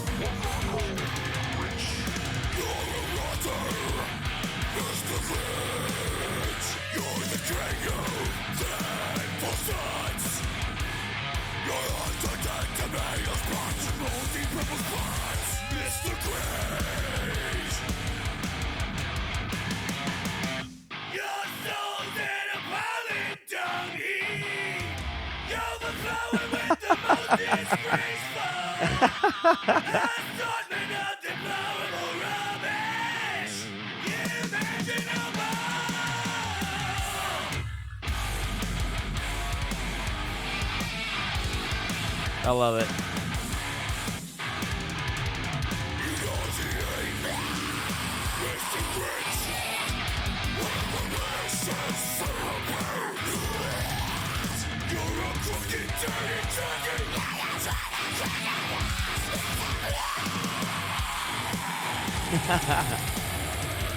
I'm not singing that part about the toadstool sandwich. There's this little green dude, he sucks. We all get it. Dude lives in a freaking cave full of trash. He's a bargain bin Oscar the Grouch. His dog hates him. How much should this suck your dog hates? Red fish, blue fish, this is bull. Get out of here, dude. I'm done.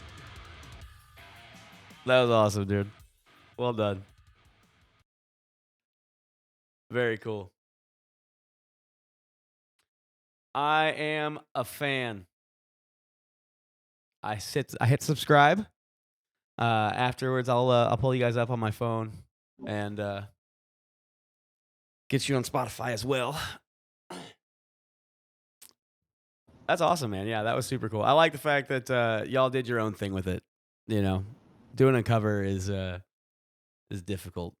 A lot of times, because I'll do metal covers here and there, and I usually try to like add my own flair to certain spots, and then I'll like follow along for certain like key moments. So it's for like something that's already metal, you want to be able to like interject your own thing a little bit without overdoing it. But taking something like that and making it metal the way you guys did is sick. That was cool. I like there's a bunch of different feels. You guys had like, a southern rock type moment in there too. That was cool.